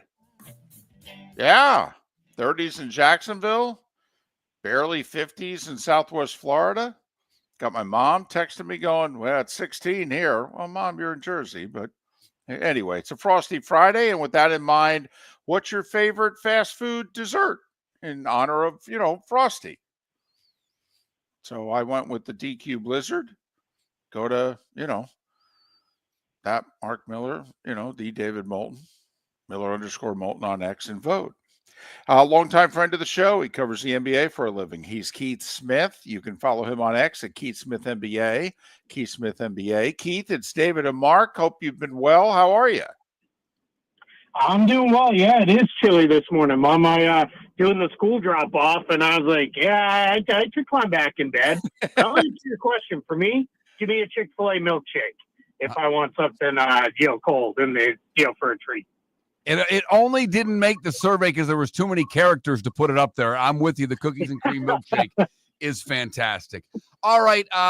Obviously, the big news in the association yesterday, Wembanyama having the blood clots in his shoulder and being done for the season. How worried are you that this could be more than just the season? Yeah, I'm very hopeful with all the news coming out of San Antonio that thankful they caught this early before it became something more than this, because that's a very scary situation. But then the fact that they're saying this seems like it's going to be a one-time thing, I'm pretty excited about that part of it. That hopefully this will be it, and then he'll get back on the court and be ready to go.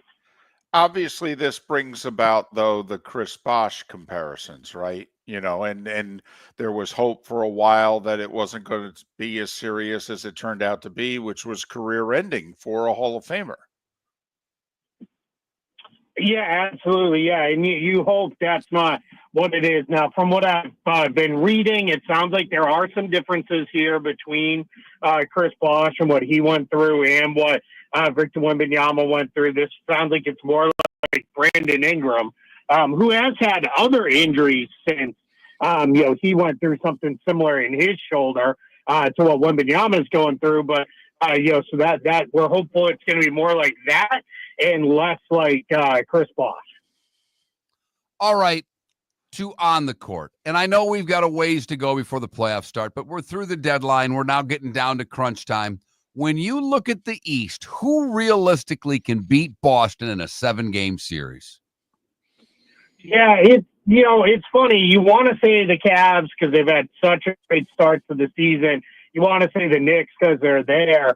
got that far behind. But when Boston has played those two teams, especially recently, it's like they've chosen those games to lock in and show, hey, we're still the champs. This still runs through us. If you want to get there, you got to beat us, and it's going to be tough. But if anybody's going to do it, it's going to be one of those two teams. I think. Let's see how Cleveland looks when DeAndre Hunter's fully integrated. That was a really big pickup for them, and then the Knicks. More for them, it's going to be about, are they healthy when they get there, and can they get enough stops defensively? Even in their game last night against the lowly Bulls, they had to pull Jalen Brunson and Karl-Anthony Towns off the floor for the final possession of regulation because those guys can't be out there when you need big stops. Yeah, how ironic a Tom Thibodeau team and their biggest weakness entering the playoffs is going to be their defense. Keith Smith, he covers the NBA for a living, the front office show on YouTube and Spot Rack. Follow him on X at Keith Smith NBA. Can I go backwards but also go forwards at the same time with this discussion? So it's been a while since Luka got traded. We're finding out more and more that part of the reason that they traded him was they had decided they were not going to give him the super max. Do you think other franchises in the future will have the guts? Because those great players, Keith, just assume once you reach a certain status, oh, I'm eligible for the super max, whatever it is, I'm going to get the super max. Do you think in the future now other franchises will look at their great players and go, yeah, I ain't paying you that. You want to stay? Great. But I ain't paying you that. Yeah, it's a great question, and it's something that we're all, kind of sorting through right now with the league. And I think there is a chance we see some of that, especially if it's a team where we've already got one guy making the max and it's getting, a little tighter. The second apron for some teams, it's not a spending restriction there because they don't care. Like Steve Ballmer and the Clippers, for example, he tend to blow all the way by the second apron and way by it. But where it becomes a challenge is the roster building restrictions that are put on you. It becomes very hard to add talent and to get guys in the door. So that's going to be your issue. I do think you're going to see teams pause and say, all right, in the past, we would have just given the guy this to keep him happy. But now I think, especially when you get to that, third level, the full, largest max contract, the 35% of the cap, I think you are going to see teams look at it and say, you know what, we really need to think about this because if we're not slam dunk sure he is a supermax guy, we probably don't want to give him the contract. And if you're not going to do that, then you probably need to consider a trade. When you look at that Laker team, and obviously he brought this up starting with what Luka's doing, is the West open enough that they can win a couple rounds, or are they just a team that without a big isn't going to be able to, some of the matchups will just hinder them in the postseason? Yeah, you hit on it right there. It's going to be all about matchups for them. If they get the right teams where they're not, focused on playing through big men and they don't have super speedy guards that can really take advantage of you, then the Lakers absolutely can win a playoff series, maybe even a couple of them. But if you run into a team that has some, really quick guards or they're, really physical inside, it's going to be a problem. We saw that in their first game back from the break against the Charlotte Hornets. I know the Hornets only shot 36%, only scored 100 points, but they generated 48 open to wide open 3-point shots in that game. They missed a lot of shots at the rim, just missed them, not contested, just missed shots. And that you saw then late in the game, the Lakers couldn't contain the ball and they got broken down very easily. So that's going to be a problem for them. They're going to have to win a lot of games like 125, 120. And in order to do that, they're going to have to be super efficient because this isn't a team that's going to get out there and push pace and, run up and down and turn games into a track meet because that's not how LeBron and Luka Doncic want to play. They want to really, slow things down, diagnose. So they're not extremely efficient on offense. They're going to have some troubles against the best teams. more tinkering with All-Star Weekend? Obviously hockey got a big, 9 days of attention here, the whole international thing. Goodness knows the NBA is international. Do you think the All-Star game, I know they tried it once before, it had no traction. Do you think now with, what is it, Keith, 4 or 5 MVPs in a row, all players not born in the U.S., do you think now if they go U.S. international around the All-Star game that will have traction? I think we're getting closer to that, and I think if they continue to do this tournament deal where they break the All-Star teams into smaller groups, I think then you may see them do something along those lines. Maybe have a U.S. team, a Canadian team, a world team, and then a Rising Stars team. You could see something like that get put together, because I think the issue has always been they didn't want to have to force 12 international all-stars into the game if it was, a year where, there's 6 and they're great, but the next 6 guys shouldn't really be all-stars. I think they wanted to always be very, very careful of that. So I think now we're in a position where you may see them say, all right, if we're going to do this new thing where we've got 8 guys on a team, we could probably get the 8 international all-stars and figure it out. So maybe something comes with that. I think they're open to continue and try to figure out, because they haven't hit on a formula that fully works yet. And it all comes down to player buy-in. It really doesn't matter what they do. Unless the players buy in and want to play hard, it really doesn't matter. I mean, they're all good ideas, but they've got to get buy-in from the players, don't they? Yeah, 100%. If the guys are going to go out there and only kind of go half speed or 3/4 speed, it's not going to be what people want. Now, I'll say this. I grew up on the NBA of the 80s and the 90s. People have romanticized all-star games from the 80s and 90s, and I remember them being played an awful lot like they were played today. There might have been moments in the game, maybe the last few minutes if it was close, guys kind of locked in and went a little hard, but I remember in Orlando, where I'm based, we had Magic Johnson shooting 40-foot hook shots for about a 5-minute straight period in the fourth quarter because, guys were just out there having fun. And, this nostalgia factor comes in as well. And I always counter it with everybody wants these guys to go hard. But if you're a fan of, Team X and your best player is out there in the All-Star game and he pulls a hamstring or hurts his back or his knee because he's going really hard in the All-Star game, and now he's going to be out for months down the stretch of your season, you're not going to be very happy. So it really becomes, for me, let it be what it is, but it's also like the broadcast partners need to do a better job too, because this was supposed to be the NBA showcase. You've got Draymond Green on the desk saying it stinks, it's all awful, it's all terrible. And then you had Kevin Hart in there, on the mic screaming about how awful the game is. Like, what are we doing? Like, if I'm the players, I'm like, are we supposed to be celebrating the game or are we supposed to be trashing it every, 5 minutes? And then the insane stoppages and lengths of those stoppages, let's showcase the game itself and go from there. And then maybe that'll start to build back a little bit as opposed to all this other stuff around it that has nothing to do with the game itself. Final question for me, Keith. Why was the trade deadline so early? I mean, I would think you would want your deadline to be 2-3 weeks after your All-Star break. I'm surprised they had their deadline so early. Yeah, they pushed it about probably, it's got to be at least 5 or 6 years ago now when DeMarcus Cousins was traded during the All-Star game. And Woj broke the news during the game, and then someone told Cousins when he was at the podium in front of the media, someone leaned in and whispered it to him, and that was the NBA hated that. They did not want another repeat of that. So they've done it.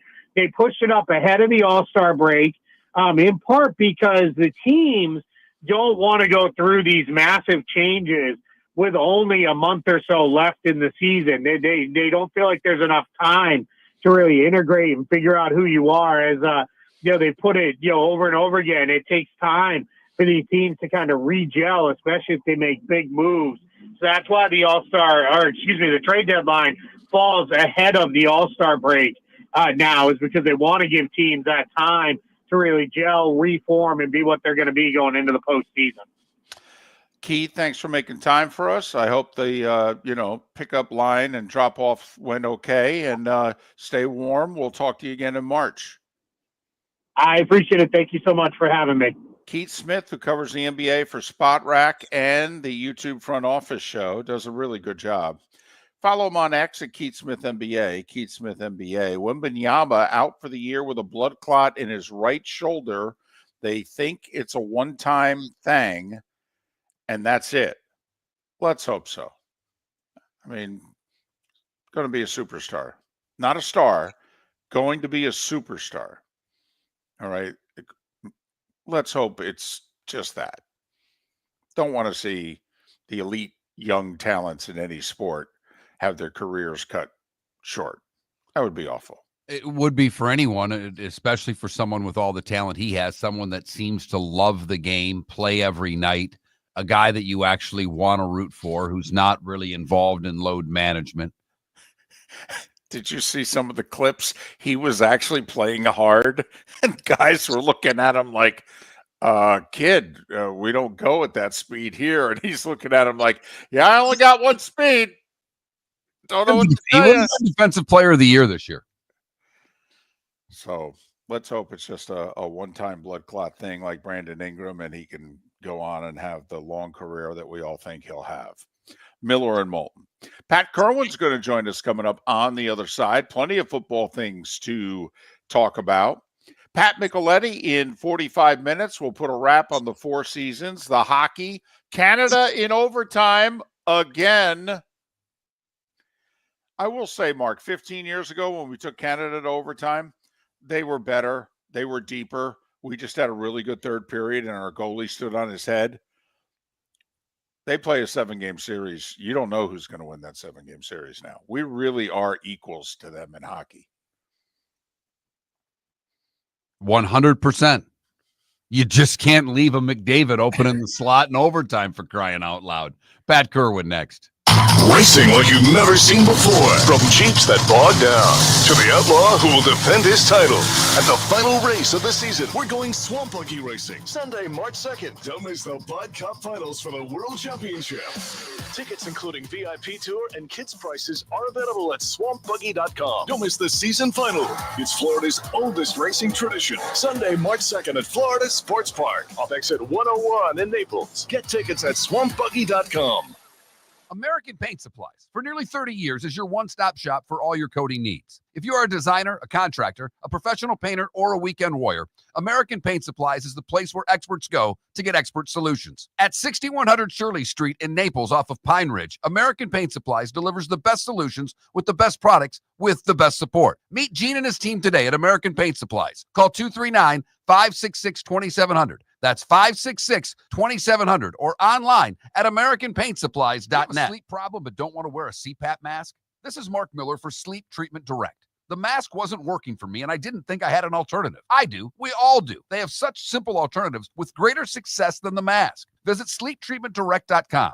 That's SleepTreatmentDirect.com. And if you are like me and your CPAP machine isn't working for you, it's time for a change. Call 239-444-1741. That's 239-444-1741. Sleep Treatment Direct. Sleep safe and sound. Mark Miller for Molly Maid. Why Molly Maid, you ask? Trust. Moulton was a customer for 15 years. Affordability. Didn't I just say Moulton was a customer for 15 years? Worry-free services. Our professional house cleaners are fully insured and a 24-hour warranty. Call Molly Maids today at 239-774-5839. That's 239-774-5839 or online at mollymaid.com/FTMYERS. That's mollymaid.com/FTMYERS. Wine glasses never fall over until you get a brand new rug. Oh, no. Ketchup bottles act normal till you're wearing a new shirt. Oh, you kidding me? And rocks lie peacefully on the road till the day you get a brand new windshield. Then they fly up off the road and attack without mercy. That's why new windshields from Glass Doctor come with our windshield protection plan. Unlimited repairs and one replacement for 12 months. Don't just fix it, protect it. Glass Doctor. a neighborly company. Gentlemen, as your wife mentioned getting new flooring, but you don't want to go through the hassle, well, go see the Floor Meisters in Naples next to Costco. They understand your time and money are important, so they'll make it as painless as possible. With a huge in-stock selection of carpet and Cortec, they can get you the floor your wife's been asking for. They carry wood, vinyl, carpet, and tile. If you do it yourself, no problem. They can handle that as well. So go see TJ at the Floor Meisters and tell them, just keeping it real. This is Miller and Moulton.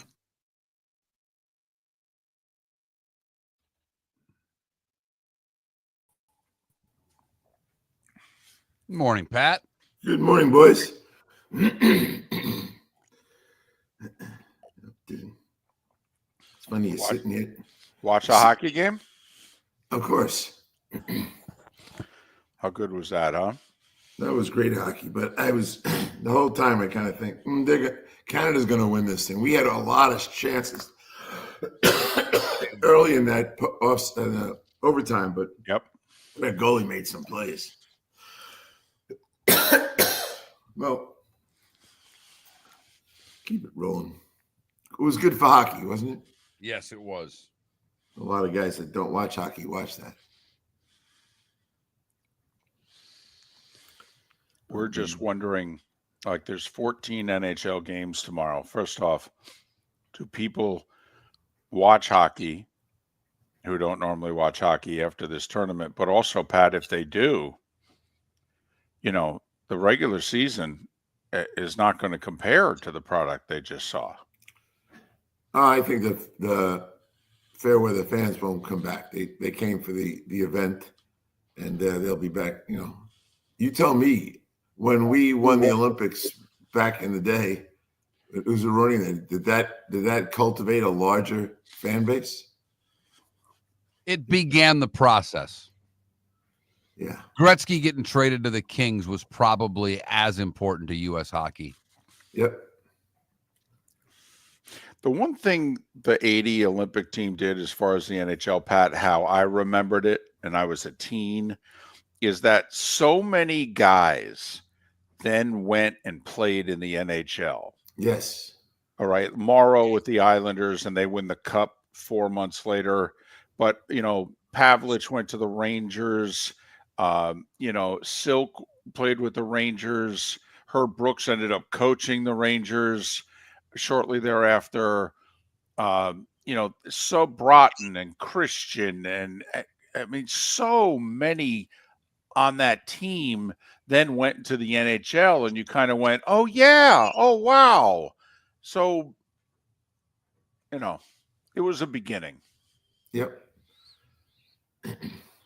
Last night was good for it, and I enjoyed it. My brother, who doesn't watch hockey, he stayed up and watched it. He liked it.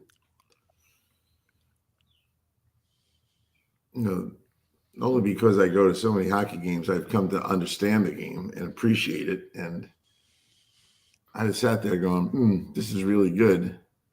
What will be the effect? Like, I don't think people are going to really even watch as soon as these games start up here.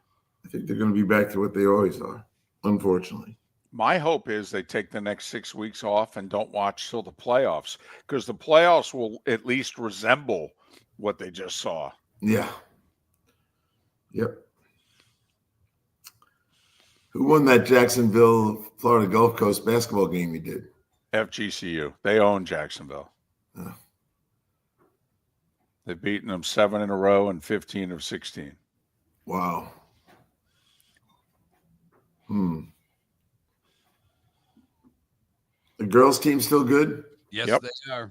Yep. They've won 17 in a row. Wow. Yep. They're And they 24. lost their coach this year. Right. Coach went to WNBA 2 games into the season. And they're 24-1 since. Where are they recruiting locally? Or are they nationally? Are they Europeans? What are they doing? A lot of JUCO and transfers. Yeah, nothing's changed on that model.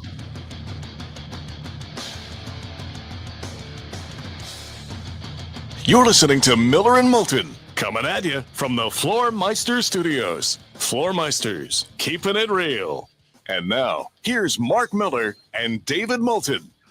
Halfway home on this frosty Friday, at least if you live in the 239 and the 904, because we have a bonus hour there.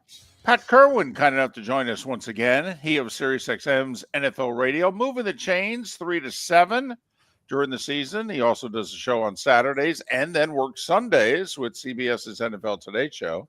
Pat joins us courtesy of Pinchers, Tampa to Key West, all points in between. Pinchers, where you can't fake fresh. Good morning, Pat. How are you? Doing well. Good morning, guys. And I enjoyed myself staying up watching the hockey game last night. Got up nice and early day. It's funny when you're working by yourself, which you guys will do as well. You don't talk until I come on the air. And I feel like I should have got up and started singing songs because my voice is shot today. But anyway, I'm here. And, a couple things that I'm working on.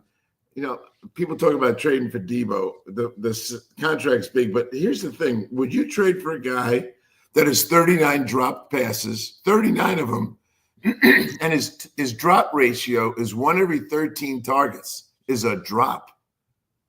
I'd stay far away from him.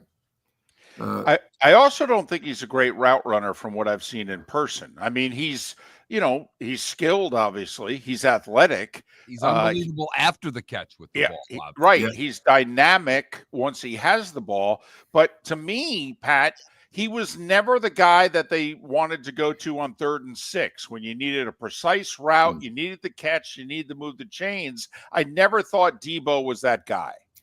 Me either. And with 39 drops and 1 every 13 targets, that is inexcusable. Also looking at Zach Martin's deal.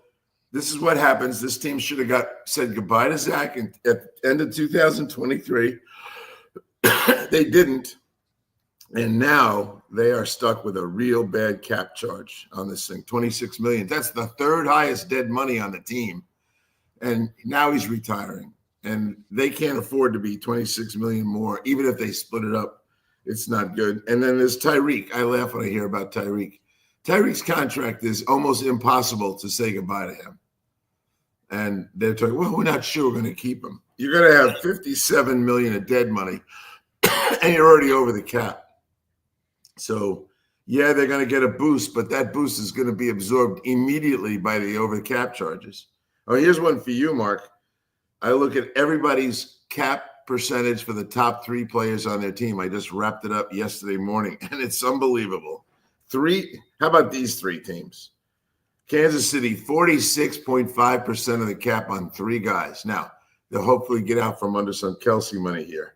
Then you have Cleveland, because of Watson, 42.5% of the cap. And then the killer, excuse me again, Dallas, 54.2% of the cap right now on 3 guys. How do the Cowboys keep Micah Parsons? With what you're telling me, Pat, financially, how can they afford him? They really can't, but they have a guy in the owner that's just going to – he loves star players, right? We think back to Irvin and Troy and Emmett. He's going to do it, but I don't know. I think if anyone comes in his office like his son or anybody and says, we can't afford him, he's going to lose his marbles over it. So, it's fun to look at the teams that are really set. Like Washington, we all know the quarterback's going to be great, but they have 27% of their cap. And they've got a ton of cap space. In fact, they have the 3rd most. So you get Washington, they got the quarterback. They're only using 27% of the cap on their top 3 guys. And they have enough cap space to basically, if Dan Quinn wanted to buy everyone who's a free agent in Dallas, which I hope he doesn't, but if he wanted to, Dallas couldn't stop him. Well, I know it's early and free agency is not going to start for another 3 weeks. But I mean, what's the free agent class look like this year? If you have a lot of cap room, is this a good off season to have the cap room? If you know what I mean? I mean, I thought Washington did a great job last off season. They filled like 7 holes with good, solid players, not necessarily great players, but good, solid players that were roster upgrades. Is that possible again? Absolutely, it is. And they're pretty smart with their money, but just let's say now that I'm going to lose the franchise tag bet to you because there may be a zero at the franchise tag, which is fine. Think of Washington with their cap space and their cash. What if they just want Trey Smith, Javon Holland, and T. Higgins? What if they wanted to do that? Do you think those guys would like to go to Washington? I bet you they would. You know, you're going to be with that young quarterback. So I think if Washington wants to go and take advantage of, there's not a lot of guys, there never is, but there's going to be cap casualties that are going to be pretty good players. So those kind of teams that are good, New England's not good. They're under 19% of the cap for three guys. The Raiders aren't good, but they'll recruit a couple. Washington is sitting in the catbird seat. They could make enough progress to take on Philly legitimately for the whole thing. And I think they are going to. All right. The Dolphins are basically, right at the cap, a little bit over with dead money. They've got to figure some things out. Have you dug into the Dolphins roster yet to see what moves they need to make first to get cap compliant? And then we all know where their holes are. They've got to fill some of those. So how do they get to where they need to go to get ready for free agency? They should stop fibbing that they're thinking of moving on from Tyreek Hill. The guaranteed money in his deal. Of course, they went and did a restructure, $90 million restructure last August. Why?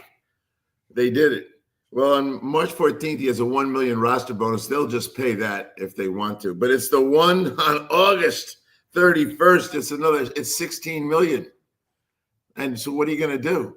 So that's not going to help him. That guy's going to hurt him. They're already $7 million over the cap. And there are chances that they'll take a June 1st thing on Tyreek if they want. And then all of a sudden, but they're going to be over. Every penny that's going to be boosted into the new cap, they're going to use just to stay afloat. So I think it's the Bradley Chubbs of the world. Those kind of guys. If you look at their roster and you look at their salary cap book, you need guys that have a higher salary, paragraph 5, than they have dead money. That's the only way they're going to create cap space with them. And you can always go to Tua and convert salary to signing bonus, and he's young enough and they don't think he's going anywhere. So they can do that if they want to. But a lot of this stuff is their feet and hands are tied. You look at the 12 bottom teams with cap space. Every one of them's 30% or more of the cap on 3 guys, except for Houston. They're the only ones that can survive this and figure out how to get out of their cap problems. But I think the bottom guys are just going to be dumping salaries and doing more June 1st stuff, which is just putting money in a year. You won't even remember these guys were on the team. You split Bradley Chubb. Do you think in 2026, Mark, anyone will remember Bradley Chubb played there? No. Pat, and I've been making this argument for 2 years that the cap was going to get to $300 million by 2026. And that seems like a huge increase to me. That'd be a 25% increase in the cap in 3 years' time. But Andrew Brandt sent something out on X the other day in which he said, listen, most teams have roughly 20 guys who are all getting $1 million raise in the next year of their contract. Mm-hmm. If they keep all 20 guys, there's 20 million of your brand new 23, 25 million in cap room. So you may not get the cap space that you think. Is that true? Absolutely true. And it's going to, first off, the guys that are over the cap right now are going to absorb whatever the bonus, whatever the increase is, just to stay afloat. But they won't be able to sign back their own guys. Let's just say you looked at Dallas's free agents. I hate using them all the time. Do you think they can actually sign those guys back? They're the ones they want? No, they won't be able to. The Parsons deal, back to Mark's point, can you afford them? There's a lot of teams in that boat. And I think the three of us recognize that there's always volatility on your roster. You look at a roster from 4 years ago and you can hardly recognize it on almost any team. So they're going to be dumping guys, and that's probably where the best players in free agency are coming from. The teams that have to dump those guys. and they're going to be dumping them. And not all those players will be good, but they'll be good enough that they'll actually beef up free agency. So the guys up at the top with all the cap space that aren't bad football teams, that'd be Washington, that'd be the Chargers, that'd be the Vikings. And here's one of my favorites. You look at Detroit's roster. Detroit's in a driver's seat position. They only have 25% of the cap in the top three guys, and Goff is one of them. And they got a lot of cap space, and they got a sellable product. A lot of guys want to play in Detroit. So those teams are going to drive this thing, and those guys are going to get better. Washington, Minnesota, Detroit, they're going to get better. And people better be ready for that. So Myles Garrett wants to get traded. Cleveland's a mess salary cap wise. I don't know if they will trade him, but it seems like that is a pending thing. And you brought up Detroit. You know, that was a rumor that was out there. Detroit has the money. What would it take for Detroit to get Garrett? I've been saying 3 number ones the whole time. And I still think it's 3 ones. Now, if you want to make it, and remember, Cleveland's got to look at where they think you're going to be drafting. Those number ones by Detroit are going to be weak. They're going to be down like 30, 29, 31. So three ones may not do it for them. They might want more. If you were Detroit? Would I do it? If you were Detroit? Yes. Your window is your window. And smart people understand the window. And their window is a now window. They have a very good quarterback, but there's real questions about what's behind him. Hooker hasn't played at all. They didn't even get ready to use him if they needed him. All right, we've got 30 seconds. My understanding is if the Browns trade Garrett, it's a 16.5 extra million cap hit. His dead cap hit's over 36. His cap hit this year will be under 20. They're in a bad cap situation. Can they afford to trade him? Probably not. They're down at the bottom. But they have, again, there's a team 42.5% of the cap on 3 guys. They got to get down into the 20s. So, yeah, it'll be a June 1st thing. But they're going to have to do more than that. And you said it the other day, which still scratching my head. Why did you renegotiate Watson's deal? So stupid. Unbelievable. Made the worst deal maybe in NFL history worse. More with Pat Kirwan on the other side on the American Paint Supplies Hotline, Miller and Moulton. Racing like you've never seen before. From Jeeps that bog down to the outlaw who will defend his title. At the final race of the season, we're going Swamp Buggy Racing. Sunday, March 2nd. Don't miss the Bud Cup Finals for the World Championship. Tickets including VIP tour and kids prices are available at swampbuggy.com. Don't miss the season final. It's Florida's oldest racing tradition. Sunday, March 2nd at Florida Sports Park. Off exit 101 in Naples. Get tickets at swampbuggy.com. Sleep problem but don't want to wear a CPAP mask? This is Mark Miller for Sleep Treatment Direct. The mask wasn't working for me, and I didn't think I had an alternative. I do. We all do. They have such simple alternatives with greater success than the mask. Visit sleeptreatmentdirect.com.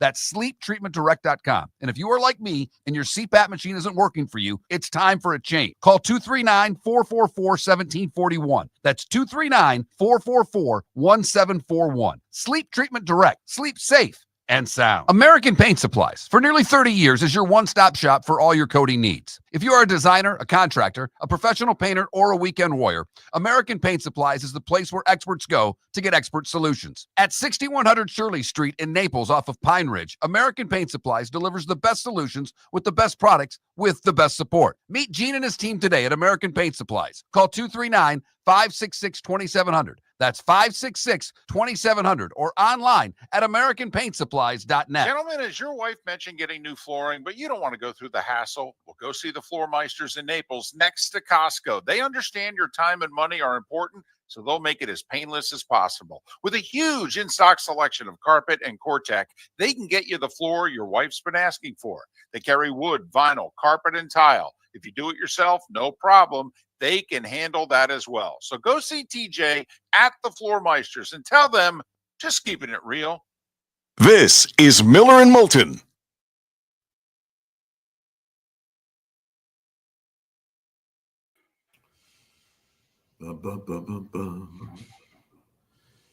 Yeah, Pat, I almost sent you a text yesterday. I get in the car, I'm listening to you come out of the hop at 3:00, and you say, for fun yesterday, I started going through all the rosters to see what the top 3 players earn. I'm sorry, no, for fun, you looked at how many of the top 10 players under contract put their hand in the ground. Right. That's a pathetic life I have, Mark. I'm in my car laughing my ass off because I know you're telling the truth, and that's why it was funny to me. Well, I'm sitting here looking at the list. I got what everyone does. Like the average team right now has 5 contracts in the top 10 with guys who play with their hand on the ground. And then you say, well, okay, good. That's the average. Now that I know it, which I didn't know before. And then I started looking at, first, the average offensive line contracts is about just close to 2.8 or something linemen in there. Then you look at Chicago. They don't have any linemen in the top 10 offensive linemen. The other side of it was, and this is what I found fascinating, how many do the Dolphins have in the top 10? Miami. They have 6. Right, and they suck at the line of scrimmage. So they've given that's bad a good contracts to bad players. Well, let's look at the teams that had more than 5, and you start to realize a lot of them aren't very good. Some are. Detroit, of course, they got so many good players that are linemen. Pittsburgh has 6. They're not very good when you look at both sides. Nope. And I put Watt in there because he does rush the passer and just try to help them. The Giants have 7. They're not very good. And 4 of them are offensive linemen. 4 of their top 10 contracts are offensive linemen. And look how bad they are. It identified. Carolina has 8, 4-0, 4D. Not very good. Miami, you made that point. So there's a bunch of teams that's why you got to look at it both ways. Who's wasting their money? Because a guy called in and said, you got to build the line before you get the quarterback. And I go, well, that can be true. This is true as well. Defense wins championships. Then you got to be careful. Is that always true? And that guy, I tried to say to him, so did Jim, if you're getting ready for the draft and you have a bad line and a terrible quarterback and your grading system says the quarterback has a franchise possibility, you take the quarterback. But he didn't want to hear it. So it is what it is. But I like doing that stuff. Shows you why the Baltimores and the Philadelphias, they draft the board. They don't draft for need. And I'll be damned if they don't always come up with good players. That's right. And they do like big football teams. That was an old Parcells thing. That dude liked big players. And he's inclined to never take little players at any position. So anyway, that stuff. I got a couple things for you guys. Can you explain to me, David, 13 billion in revenue from gambling? What is going on? And we're asking the public to fund stadiums. How much of that money is being controlled now by the guys that own DraftKings and everything else? Pat, think about it. The NFL, every owner is a billionaire, except maybe the Packers owner. But if you add up their wealth, they're probably also a billionaire franchise. And yet they manage to get states and cities to pay for their stadiums. Yeah. And here's the other thing. States and cities to fight with themselves, like in Right. Kansas City and Cleveland and in Chicago. When really, though, I mean, like, where would they go? Also, where would they go? Seriously, like, there's a few that could move. There are. But, I mean, I'd say 80+% of the league, you could look them in the face and go, where are you going to go? Seriously. Well, it's a good question. There's always a couple cities out there, growing cities, that you might think would all of a sudden say, yeah, we'd be interested in that. We always talk about San Antonio, but Jerry won't let that happen. Well, Okay, he might let it happen if he doesn't. Jerry's not going to be here much longer, but right. How about Oklahoma City? Places that we're not thinking about. Welcome back to Miller and Moulton. Text the guys what's in your mind at 21,000. That's 21000. And now, here's David Moulton. Our remaining moments with Pat Kirwan. NFL Radio's moving the chains. Pat and all guests joining us on the American Paint Supplies Hotline, your one-stop shop for all your coating needs. Pat's appearances are sponsored by Pinchers. They've sponsored Pat for about a dozen years now. Pinchers, where you can't fake fresh. All right, you mentioned a couple of the teams, Washington being the team that did the best last year, that has a really good cap situation this year. You also, I think, mentioned the Chargers. Like, what about Denver? What about, Tampa Bay? I mean, a team that maybe is a 10-win team, but they have the room to make a big jump. Who's that team or teams this year? Well, the Denver situation is they're $32 million in the hole just on Russell's deal, right? They split it as a June 1st thing. So they're still carrying $32 million. But the good news on them, their top three players are 23% of the cap because they have a rookie quarterback. Anytime you find a rookie quarterback that can play and win, which is what they did, you have a chance to build your whole roster. So I would say they should make a jump. Not that they have to jump that high because they're in pretty good shape. But you're asking a good question. I think it's Cincinnati, as long as they don't screw it up, which they're capable of. But they're sitting there and they can say goodbye to Sam Hubbard and be able to, and they're only at 31% of the cap with this football team with Burrow's contract. You think about that, because most of these guys that are over the cap, they're kind of like their quarterback weighs them down. But their quarterback there is good. I think they can find a way to get a couple more defensive players. I'm not that excited about teams up top with cap space that aren't very good. New England's not very good. Arizona, I'm tired of waiting for them. Chicago, I think there's a long way to go before they're ready, and they got cap space. Pittsburgh, I think they're heading in the wrong direction right now. It bothers me to say that. San Francisco's an oddball team. They are number 10 in cap space. They're only at 26.5% of the cap on the top three guys. They're in good shape there. They got cap space, but something tells me that they're just not ready to jump back. We all like to think San Francisco is always going to be good, but I don't see it. I don't see it right now anyway. Just want to bring up the combine. I'm flying Tuesday morning. So your choices with me are Monday or Wednesday, because I'm going to be in the air exactly at the time I come on with you guys. All right, we'll figure it out. All right. So, and then we're going to start our interviews at 10:30 Tuesday morning. And I saw my schedule. I think I'm doing about 14 or 15 interviews a day, Tuesday, Wednesday, and Thursday. Let's go back to the Bengals, because if I see this right, Pat, and you're better at this than I am, I'm just looking at a chart that I've got in front of me. But they've got a lot of cap money. They have no dead money, and yet they're fighting it out with what they're going to do to bring players back. I mean, it seems like they could afford Higgins and Chase.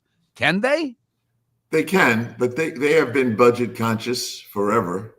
We all know that about Mr. Right. Brown and his children that run part of it now. But they also have been good enough to get to championship games and get to Super Bowl. So they have figured out in the past how to pull the trigger and get a team good enough to win. Okay, here, how about this? We're the brain trust for the Bengals. Here's what I nominate.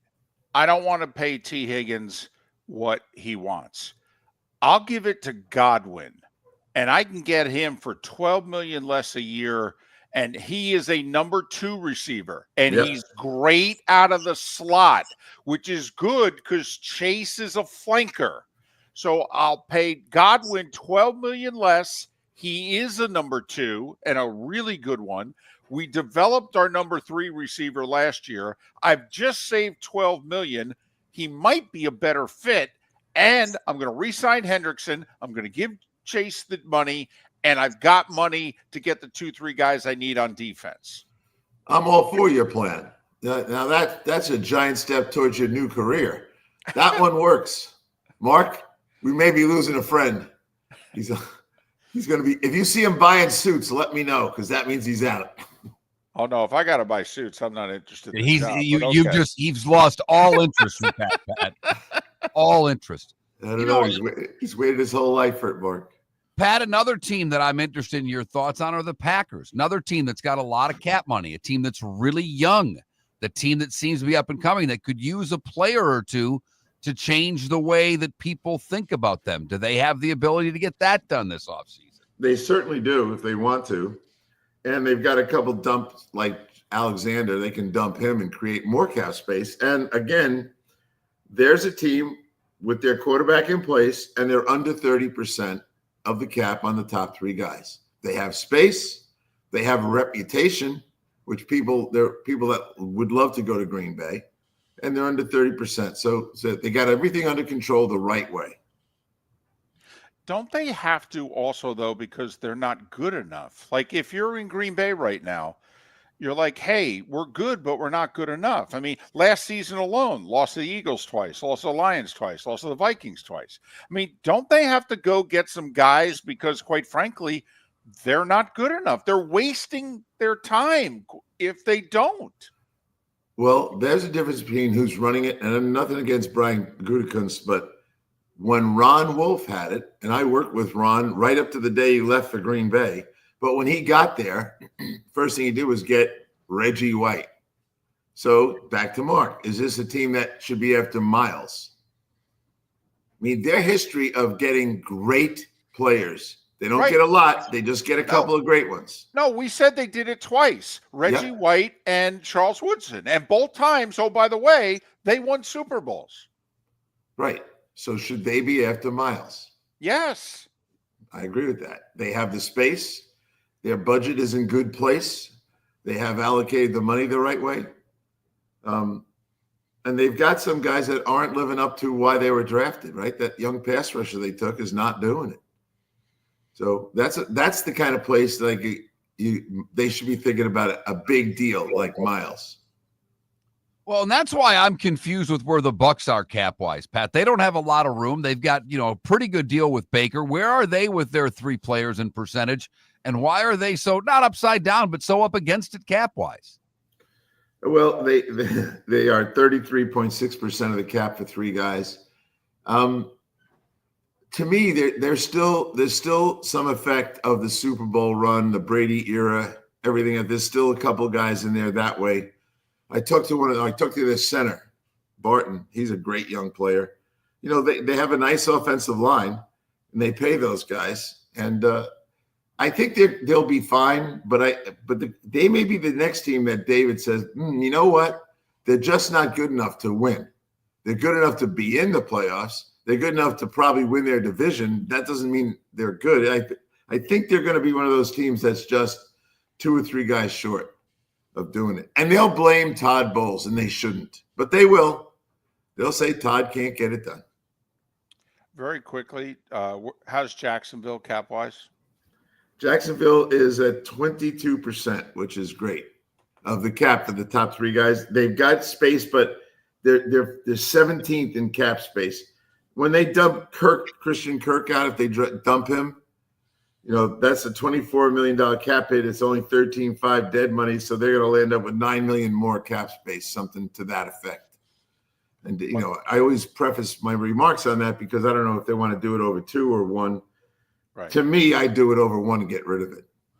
Something to keep in mind: Trevor's rookie year, fifth year, is this year contractually. The $55 million annually for Trevor doesn't kick in till next year. He's Pat Kirwan, NFL Radio's Moving the Chain, CBS's NFL Today show. Pat joins us, courtesy of Pinchers, on the American Paint Supplies hotline, your one-stop shop for all your coating needs. Good luck getting rid of the cough. Thankfully, you're indoors in Indianapolis. Safe travels, and we'll figure out when we talk next week. Okay, in Indianapolis, you don't have to ever go outside. Every building's linked together. I know. Yeah. Till you go to the steakhouse anyway. Oh, that's right. That's my cab. He's Pat Kirwan, joining us once again, courtesy of Pinchers here on Miller and Moulton. How about we wrap up that hockey tournament? Pat Micheletti will join us on the other side. Where else but Miller and Moulton? For over 50 years, the Nolan family has been dedicated to protecting local families. Nolan Family Insurance is a second-generation independent agency that specializes in home, flood, auto, and boat insurance. They take the time needed to explain your coverage options and answer your questions so you can make an informed decision that's right for you. If you're looking for an agency that treats you like family, call 941-639-1122 or go to nolanagency.com. That's 941-639-1122 or nolanagency.com. The Cape Coral Police Department is growing. They are currently looking for police officers and are offering a $10,000 signing bonus to newly hired officers. If you desire a career in law enforcement, or if you are already in law enforcement and thinking about making a move to a better agency, think Cape Coral Police Department. If you're looking for a police department that is committed to excellence, that invests in the highest level of training, state-of-the-art equipment, and some of the highest compensation in all of Southwest Florida, then the Cape Coral Police Department is for you. Visit capecops.com. That's capecops.com. Wine glasses never fall over until you get a brand new rug. Oh no! Ketchup bottles act normal till you're wearing a new shirt. Oh, you kidding me? And rocks lie peacefully on the road till the day you get a brand new windshield. Then they fly up off the road and attack without mercy. That's why new windshields from Glass Doctor come with our windshield protection plan. Unlimited repairs and one replacement for 12 months. Don't just fix it, protect it. Glass Doctor. A neighborly company. Gentlemen, as your wife mentioned getting new flooring, but you don't want to go through the hassle, well, go see the Floor Meisters in Naples next to Costco. They understand your time and money are important, so they'll make it as painless as possible. With a huge in-stock selection of carpet and Cortec, they can get you the floor your wife's been asking for. They carry wood, vinyl, carpet, and tile. If you do it yourself, no problem. They can handle that as well. So go see TJ at the Floor Meisters and tell them, just keeping it real. This is Miller and Moulton.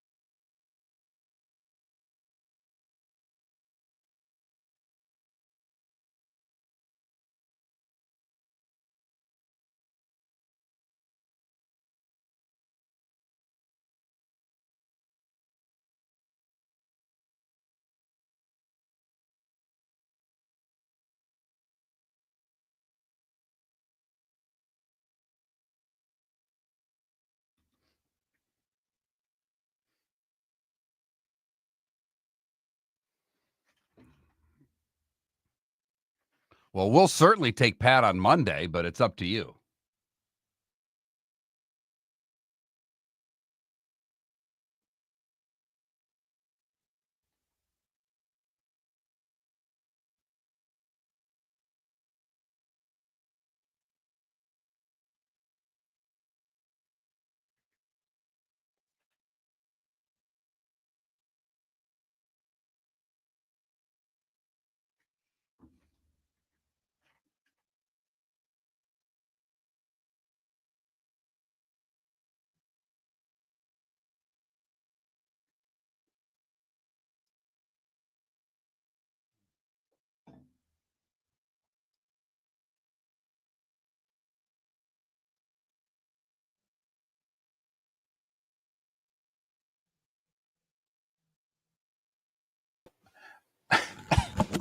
I'm sorry. I had to watch that clip.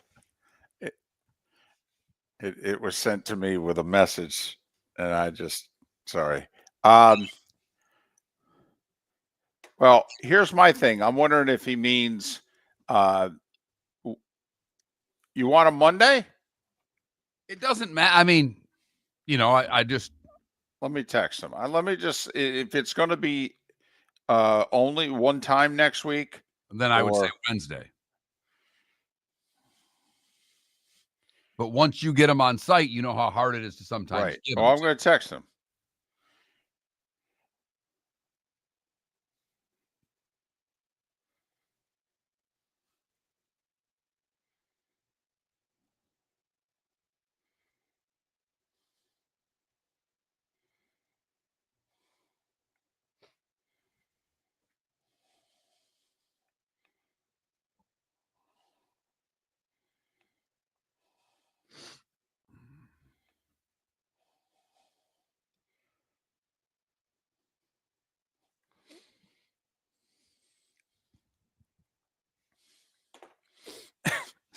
So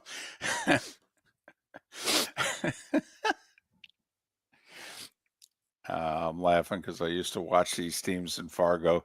The J.R. Rider, Kevin Garnett, T-Wolves. I think Garnett was a rookie, I guess, or second-year player. And like JR said, I used to play well against Mike. I've seen the clip. Oh my God. I saw it the other day. Garnett starts saying, man, you're taking it to this blank. Just keep going right at this blank.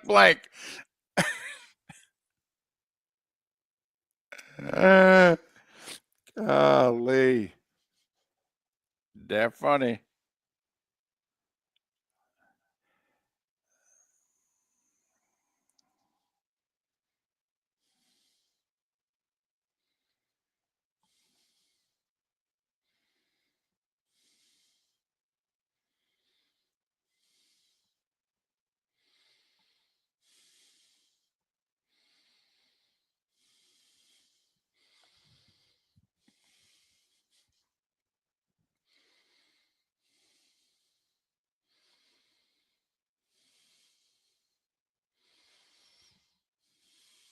Pat's on.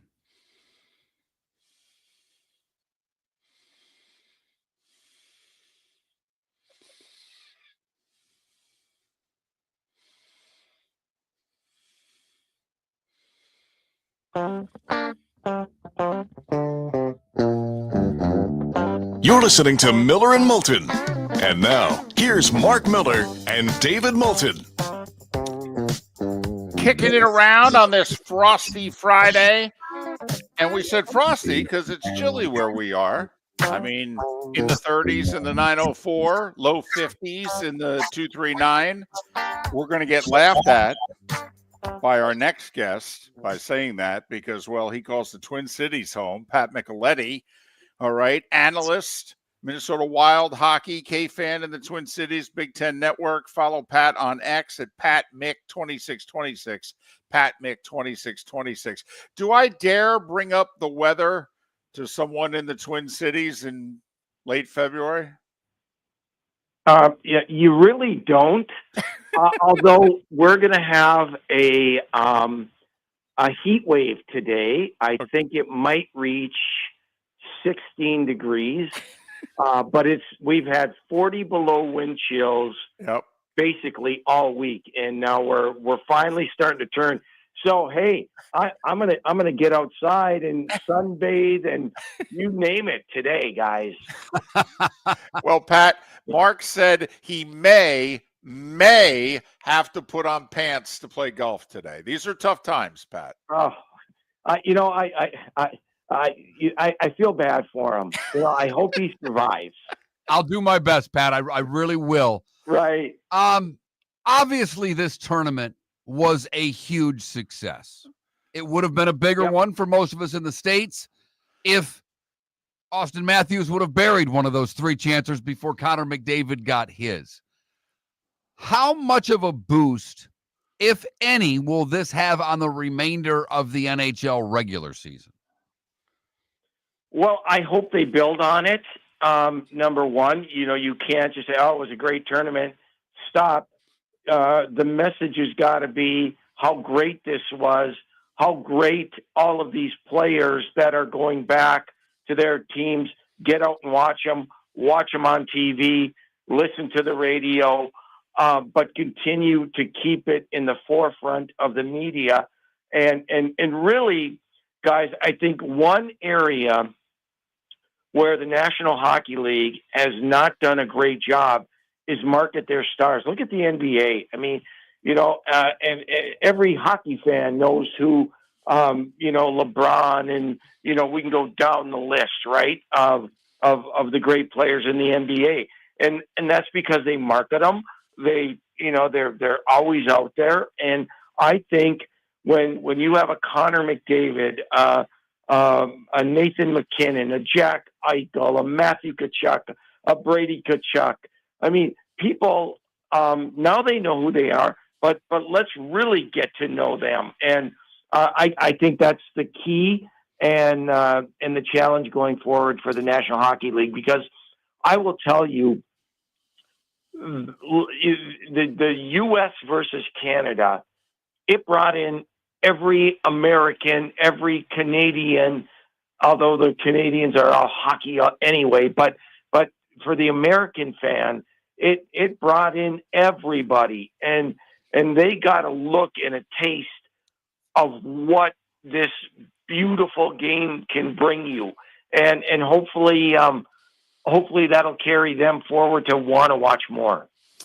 Pat, listen, we're all hockey guys, so we love it, and we love the guys in the sport. But the guys grow up thinking the front of the sweater is everything.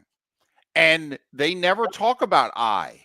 It's always we. It's always the team. I mean, our hockey players and the hockey culture, isn't it an antithesis to what it is we want? I mean, it's, Sidney Crosby doesn't talk about Sidney Crosby. I mean, it's these NBA players have no trouble talking about themselves in the third person, if you know what I mean. So how can hockey guy promote himself and not alienate himself to the rest of the sport that goes, dude, you're 1 of 20? Oh, the same way they play the game. They talk about how great a game it is, and they talk about their other competitors, other stars in the league. That's how you do it. I mean, look at it, and here's something that is so different, and you guys know this. I mean, the Florida Panthers win the Stanley Cup last year. Matthew Tkachuk is playing through a broken sternum. I mean, where do you get that in any other sport? I mean, guys are playing with torn ligaments, broken ankles, broken fingers, broken, the sternums, and they play, and the passion is there. And, I just think you continue on being who you are, but yet promoting the other guys, the other teams, the other countries, throughout the world that make this game so great. And obviously, we were all pulling for a U.S. win last night. They didn't get it done. The Olympics are a year from now. But one of the things that I think all of us and I spent most of my life as a minor league hockey announcer before I started doing this talk radio thing. So I've been in this sport for a long time. But when you start hearing players born in Montana, California, Arizona, hell, not on, where I am in Fort Myers, Florida, we've had 2 kids drafted in the last 2 years who grew up playing hockey in Florida. Canada may have won last night, but the domination that they've had in the sport has come to an end, because the U.S. team, by what they've done in World Juniors, by what they did in this tournament, and where they're going in this next Olympics games, they're not going anywhere, are they, Pat? No, oh gosh, no. Now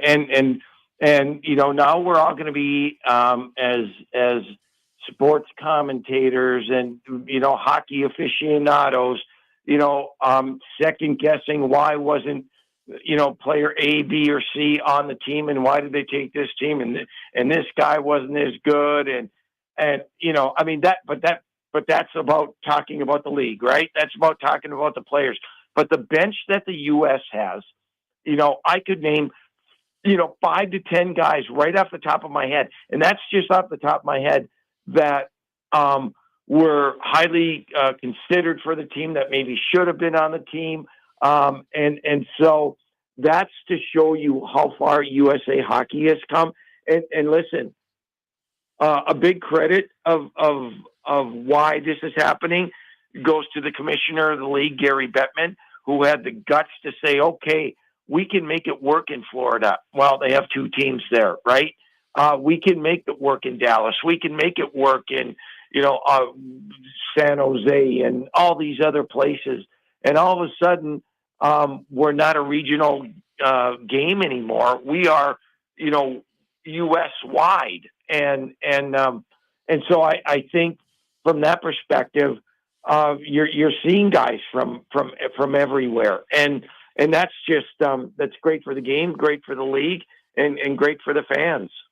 Pat Micheletti does work with the Minnesota Wild, K-Fan in the Twin Cities, Big Ten Network. Follow him on X, Pat Mick 2626. Pat Mick 2626. All right, part of what made this great, you're not going to be able to replicate in the regular season, and that's representing your country. That passion will come again in the playoffs, but it's not going to come down the stretch here. However, Pat, do you think the NHL, if it's being honest, will realize they need to return some more checking into regular season hockey? And I understand you got to play harder that way. You can get more injured that way. Maybe they need to make the regular season a little bit longer, start earlier. I don't know. But Pat, to me, and I love hockey, but I need to see more hitting in the regular season. Well, I think some teams have 25 games left. Some teams have 27 games left, 28, whatever. So we're getting to that last part of the season where every point is so critical if you want to make the playoffs. I mean, you may be in the playoffs one day and out the next. You may win 5 in a row and put yourself in a position to get in the playoffs, and other teams may, lose a couple and drop out. That's how important every game is now. Here's the deal. And guys will talk about, well, now it's time to sell out. What does sell out mean? That means when you're killing a penalty or even 5-on-5 or in your own zone, getting in front of a 100-mile-an-hour slap shot. That doesn't happen as much early in the year, as you guys know, or finishing, finishing every check. And that means, when a defenseman has a puck and he gets rid of it, you still hammer him. Early in the year, that stuff doesn't happen. We will see more of that now, but the problem you run into, and I think it's a problem with what the league does in terms of rules and the salary cap and the number of players that you can roster at one time. So sometimes you're kind of hampered or hindered, I should say, into you obviously you want the guys to play hard every night, but there's some nights you have a short bench or you've got a couple guys that are injured, and if another guy gets injured, you won't be able to send them down and call someone up because of the cap space. So it really makes it difficult. I think the league can help that if they ease some of those rules that they have. Even though Washington has the most, any sense. It does. Even though Washington has the most points in the East, most people think Florida's still the team to beat, and rightly so. They're the defending champs. Yep. When you look at the West, who's the team that has to make the move? Because it seems like there are a lot of teams really close. I know the Wild, I believe, have the most points, or the Jets have the most points, but then there's about 5 teams that are all really close. What team has to make a move between now and the deadline to separate themselves in the Western Conference? Well, I think Winnipeg, where they are, I think they understand. They haven't gotten to the cup, and they've got a goaltender in Hellebuck that they believe is the best goalie in the world. I think there's others that are right there with him, or one of the best, let's say. But I think you'll see them making a move. But again, all of this is going to be determined by how much cap space they have, or can they make a hockey trade? So many of these guys now have no move contracts that make it very difficult. And I'll talk about the Wild a little bit. They have $37,000 right now, $37,000 of cap space. That gets you nowhere. And if they are going to make a deal, they're going to have to ask one of their players to accept a trade to another team if there's a deal out there. So some teams are going to have to stand pat, and some teams might be able to make some type of move that'll get them over the edge. Now you look at Nashville; they're going to have a bunch of players that are going to be available. they tried to make the big splash in free agency, and for whatever reason, I mean, I have them winning the division. It looks like they're probably not going to make the playoffs, and they're going to have some good players available. Now, I think a team like Colorado, who just made a big deal moving Rantanen, they'd love to get another center.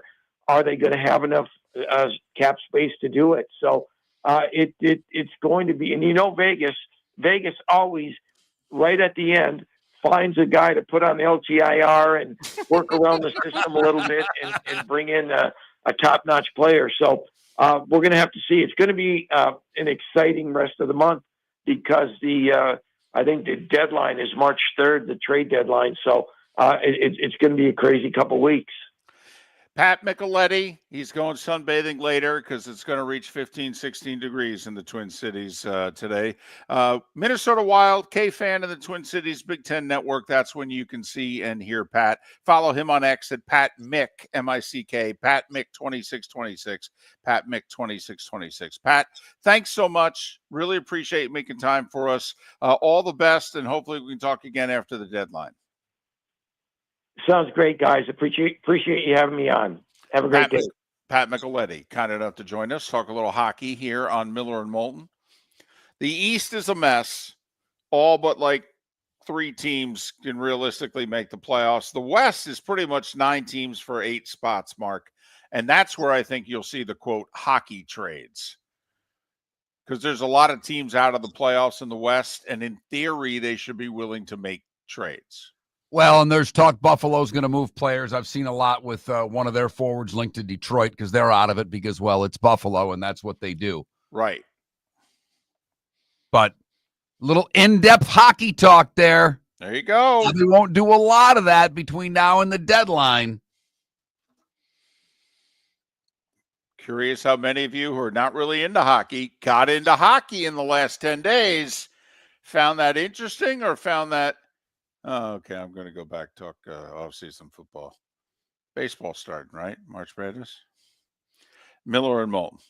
Hey, thanks for listening on Frosty Friday. The bonus hour's next. For over 50 years, the Nolan family has been dedicated to protecting local families. Nolan Family Insurance is a second-generation independent agency that specializes in home, flood, auto, and boat insurance. They take the time needed to explain your coverage options and answer your questions so you can make an informed decision that's right for you. If you're looking for an agency that treats you like family, call 941-639-1122 or go to nolanagency.com. That's 941-639-1122. or nolanagency.com.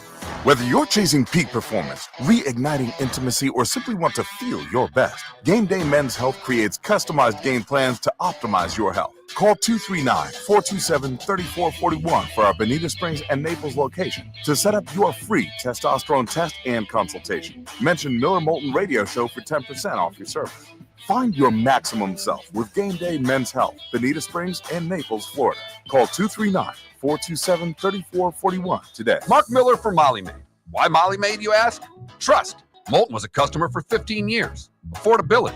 Didn't I just say Moulton was a customer for 15 years? Worry-free services. Our professional house cleaners are fully insured and a 24-hour warranty. Call Molly Maids today at 239-774-5839. That's 239-774-5839 or online at mollymaid.com/FTMYERS. That's mollymaid.com/FTMYERS. American Paint Supplies. For nearly 30 years is your one-stop shop for all your coating needs. If you are a designer, a contractor, a professional painter, or a weekend warrior, American Paint Supplies is the place where experts go to get expert solutions. At 6100 Shirley Street in Naples off of Pine Ridge, American Paint Supplies delivers the best solutions with the best products with the best support. Meet Gene and his team today at American Paint Supplies. Call 239-566-2700. That's 566-2700 or online at AmericanPaintSupplies.net. Gentlemen, as your wife mentioned getting new flooring, but you don't want to go through the hassle, well, go see the Floor Meisters in Naples next to Costco. They understand your time and money are important, so they'll make it as painless as possible. With a huge in-stock selection of carpet and Cortec, they can get you the floor your wife's been asking for. They carry wood, vinyl, carpet, and tile. If you do it yourself, no problem. They can handle that as well. So go see TJ at the Floor Meisters and tell them Just keeping it real. Do you have a sleep problem but don't want to wear a CPAP mask? This is Mark Miller for Sleep Treatment Direct. The mask wasn't working for me, and I didn't think I had an alternative. I do. We all do. They have such simple alternatives with greater success than the mask. Visit sleeptreatmentdirect.com. That's sleeptreatmentdirect.com. And if you are like me and your CPAP machine isn't working for you, it's time for a change. Call 239-444-1741. That's 239-444-1741. Sleep Treatment Direct. Sleep safe and sound. This is Miller and Moulton.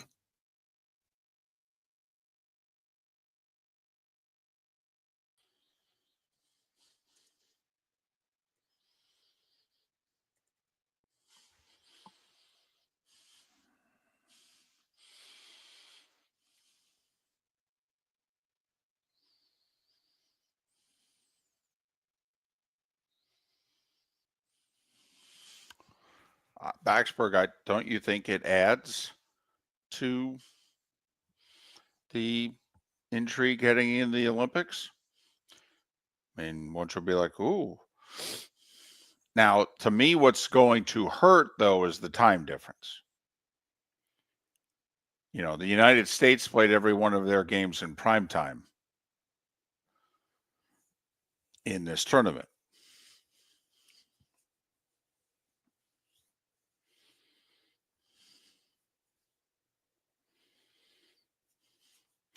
Yeah, Sonny, I mean, I'll be curious, Sonny, how many of these guys are playing their first game or two back.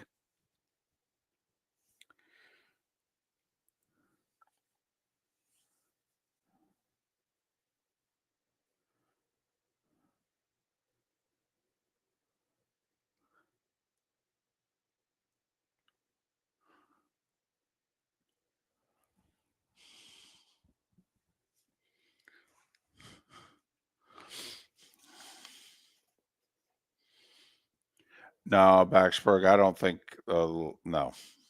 People like winners.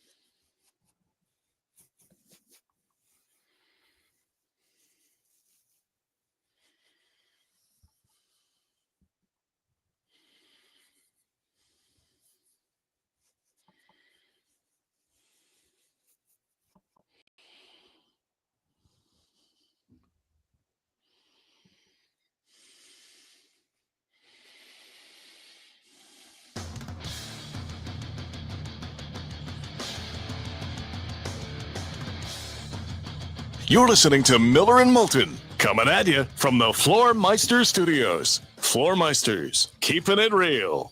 And now, here's Mark Miller and David Moulton. And it's the bonus hour on this frosty Friday. Thanks for being with us. Miller and Moulton, millerandmoulton.com, Miller_Moulton on X. Our Swamp Buggy Races poll question in honor of Frosty Friday, and that was done because, well, it was pretty cool this morning. Is still very cool, if not cold, where I am in the 904. I mean, I don't know if we've even reached 40 yet. Mark's still contemplating wearing pants to play golf today. I mean, it's chilly. But then that got us talking about Frosty and Frosties. And there's a Thin Mint Frosty that hit the market this week. Huh? And then we got to talking about, well, which fast food place has the best dessert? You know, ice cream and we dessert. screwed up. Somehow we should have included the Chick-fil-A milkshake. We should have. No one likes the McFlurry. I kind of put that on there to make a point. Right. And also you said I don't have enough room to Right. fit. I could have figured something out. That's probably on me. But the Blizzard right now getting 51% of the vote. The Concrete Mixer getting 34% of the vote. The Frosty getting 12% of the vote. And the McFlurry barely registering. Okay. So there you go. That Mark Miller, the David Moulton, Miller_Moulton on X. The Frosty Friday poll question. Go to swampbuggy.com, by the way. Swamp Buggy Races a week from Sunday, March 2nd. Go get your tickets, swampbuggy.com. So I didn't want to bring this up earlier in the show for feeling I would derail what was a good guest list and a good show and some good topics to talk about. Okay. But you may or may not have seen this story because you are responsible for me opening the New York Post app every single morning without hesitation. Right. I open the score app first. I look at all the scores from last night and make sure I didn't miss anything. I checked the news on that app just to see what the big headlines were. And then very shortly thereafter, I go to the Post. Right. I mean, I think I've made 3 contributions to your life. One was personal, which we won't talk about. The other, I said, stop watching the news. And the third, I said, you know, you'd really like the New York Post. And so when I saw a title of an article that said women with rare phobia of popular condiment suffers panic attacks on site with quotes like being held at gunpoint before going to their sports page, I had to click this article. Condiments? Condiments. Lee Woodman is a Brit. Okay. I can't even pronounce the phobia that she apparently has. Is it because it's made up? It's got to be. I've never seen a word with back-to-back U's twice. Mortuzi Hughes phobia, as best I can do. It's known as a crippling fear of, wait for it, ketchup. Oh. She claims that not only she's had to steer clear of ketchup for as long as she can remember, but she's been forced to endure joking from people who can't take her suffering seriously. No. All right. Is this like a peanut allergy? Like she can't have ketchup? Or is this she is afraid of it? A mental block. A mental block that she says she can't even look at a bottle of ketchup or have it anywhere near her. She says if someone were to hold me at gunpoint, I would freeze and panic. And that's exactly how I'd feel if someone shoved ketchup in my face. Well, she's British, correct? Yes. Don't they put vinegar on their fries? Now, like if you were to go to an establishment across the pond, is there ketchup on the table? I really don't remember because I did spend a summer in London. It was a while ago, but yeah. And the food was god awful. Right. I mean, awful. Right. I would have gained 40 pounds that summer if it wasn't for the fact that I didn't eat because the beer was delicious. But I've just,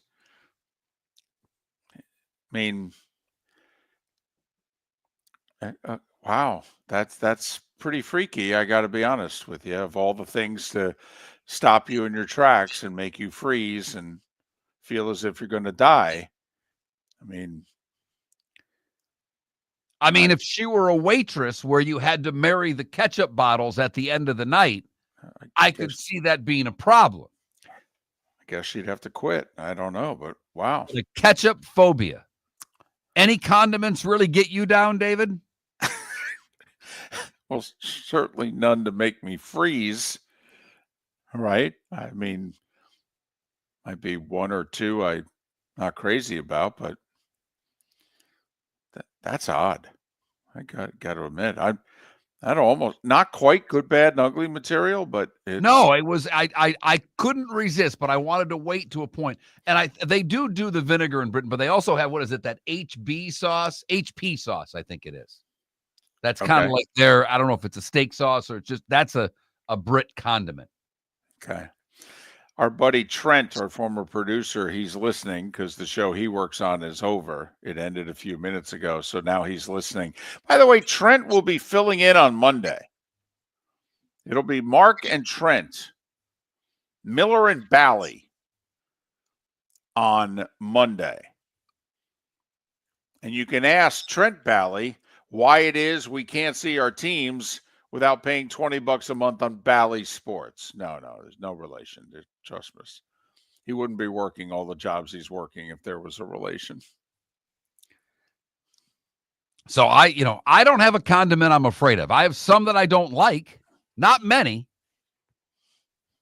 I'm a big fan of condiments. Probably, if relish was a condiment, if you want to throw that in there, I'm not a relish. Love relish. I'm not a relish. Oh, man, that's mustard and relish on my dogs. Absolutely love it.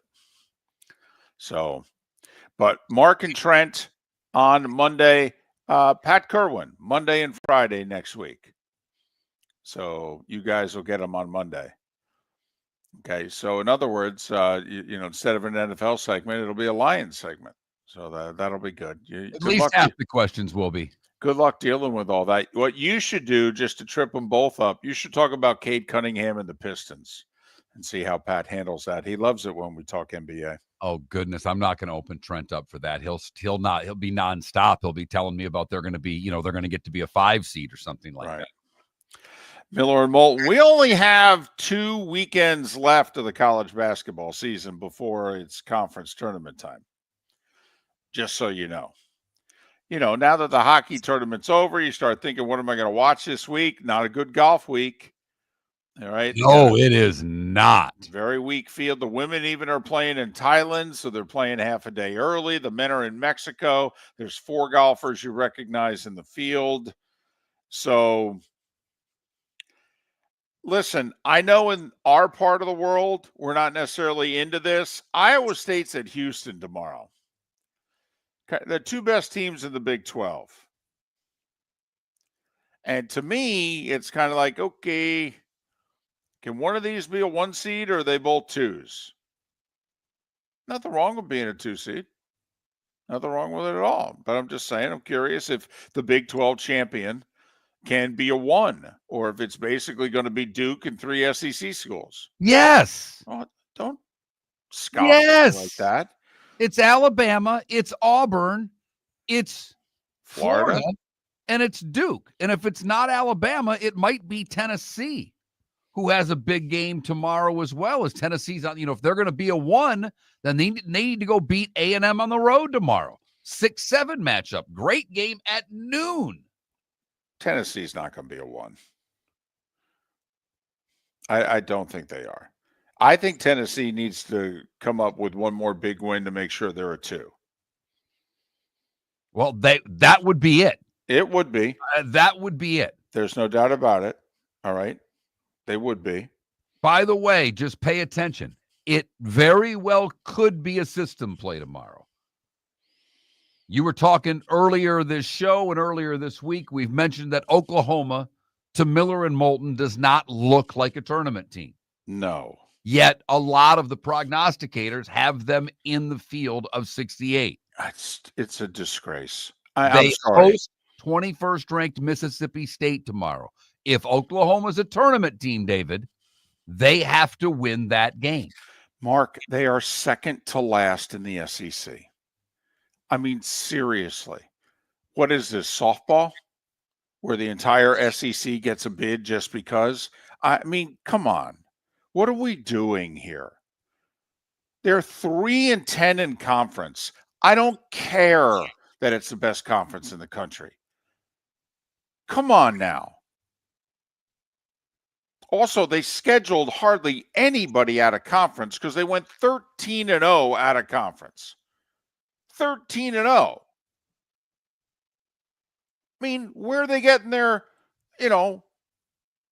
Lindenwood, Northwestern State, Stetson, East Texas A&M.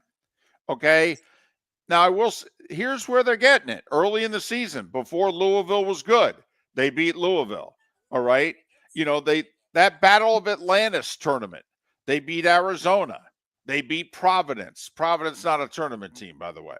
Louisville is, Arizona is. So wins around Thanksgiving. Georgia Tech's not a tournament team. Alcorn State, Oklahoma State did beat Michigan. Mid-December, they beat Michigan.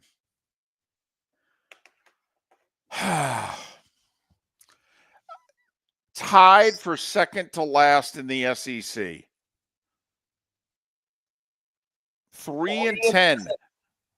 You're right, though. If they win this game with a win against Arizona, a win against Louisville, and a win against Michigan, if they win this game, oh, man. And they have another shot middle of next week. They host Kentucky.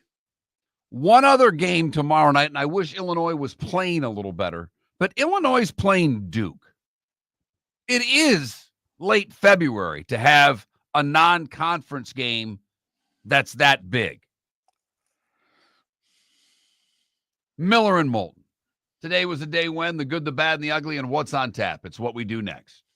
No, we do it in 25 minutes, actually. American Paint Supplies, for nearly 30 years, is your one-stop shop for all your coating needs. If you are a designer, a contractor, a professional painter, or a weekend warrior, American Paint Supplies is the place where experts go to get expert solutions. At 6100 Shirley Street in Naples off of Pine Ridge, American Paint Supplies delivers the best solutions with the best products with the best support. Meet Gene and his team today at American Paint Supplies. Call 239-566-2700. That's 566-2700 or online at AmericanPaintSupplies.net. Gentlemen, as your wife mentioned getting new flooring, but you don't want to go through the hassle, well, go see the Floor Meisters in Naples next to Costco. They understand your time and money are important, so they'll make it as painless as possible. With a huge in-stock selection of carpet and Cortec, they can get you the floor your wife's been asking for. They carry wood, vinyl, carpet, and tile. If you do it yourself, no problem. They can handle that as well. So go see TJ at the Floor Meisters and tell them, just keeping it real. Whether you're chasing peak performance, reigniting intimacy, or simply want to feel your best, Game Day Men's Health creates customized game plans to optimize your health. Call 239-427-3441 for our Bonita Springs and Naples location to set up your free testosterone test and consultation. Mention Miller Moulton Radio Show for 10% off your service. Find your maximum self with Game Day Men's Health, Bonita Springs and Naples, Florida. Call 239-427-3441 today. Honey, you want to come out? I haven't seen you since Glass Doctor installed our custom shower enclosure. No thanks. Well, you can't keep eating breakfast in the shower, and laminating your magazines is getting expensive. You remember we have guests coming over tonight, right? Oh, I'm sure they'd love to see the shower. It's our neighbors, and I highly doubt they want to be hanging out in our bathroom. The shower is so good, you'll never want to leave. Visit glassdoctor.com today and schedule an appointment online. This is Miller and Moulton.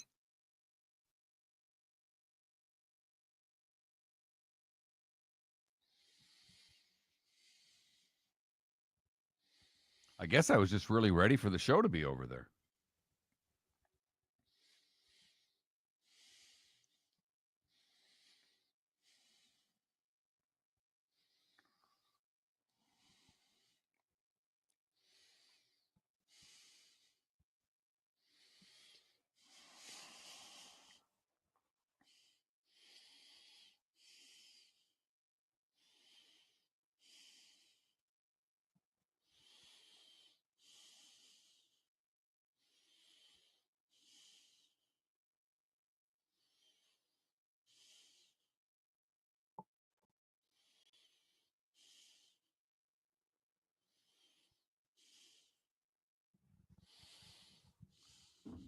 So, David, because I was just perusing the post there during those 2 minutes.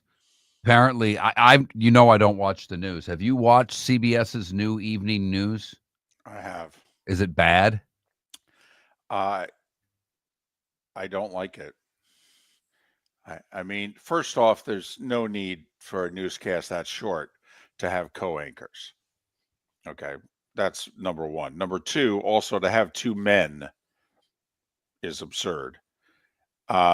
Three, they're doing the news differently. Right. If you like their lead story, then you probably think it's okay. But their lead story is not what you would always think is going to be the lead story. Well, and it's long too, from what they spend like 5 minutes on it. Yeah. Now I will say they do something like, to me, what drives me crazy is ABC's newscast. The tease is 3 minutes. They tell you literally every story they're going to give you in the newscast. And it's just 2.5 to 3 minutes of what's coming up. And literally by the time David Muir says, thanks for joining us, it's 6:33. It's like, yeah, I'm getting 3 less minutes of the news here because you guys are playing games. David, is this breaking news? I just was looking for a good story, and the first thing I see on the AP oddities is that the Yankees have dropped their facial hair rule. Hal Steinbrenner is going to announce it today. Huh.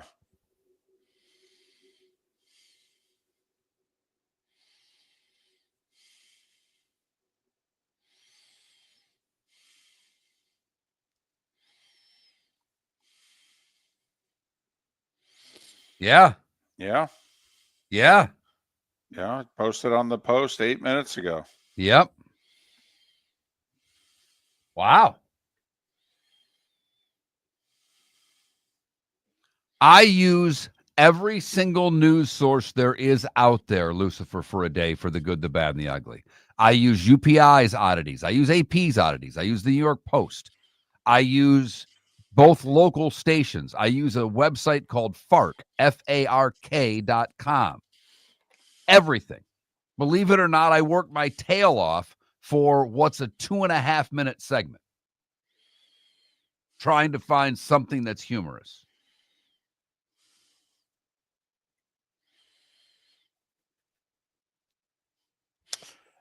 I'm fine with David Muir ambient. I don't like how they open their newscast. They tease us with what's coming in the newscast, and they waste 3 minutes. You guys only have 22 minutes here, and you're basically spending 3 of it on crap. I'm already watching you. Give me the news.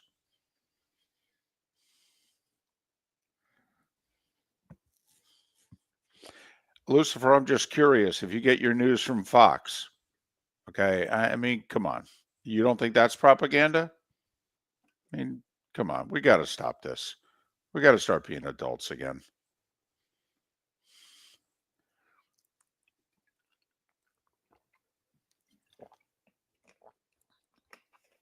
We see a clip of a show that you don't like on social media, and it makes us bad people.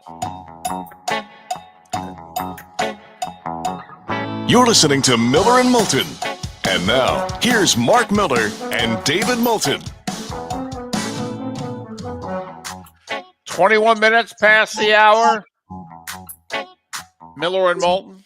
MillerandMoulton.com, Miller_Moulton on X. Breaking news. We love when we get news during our show because most of it happens after our show. So we're breaking news. I don't know how big this story is, but it's interesting.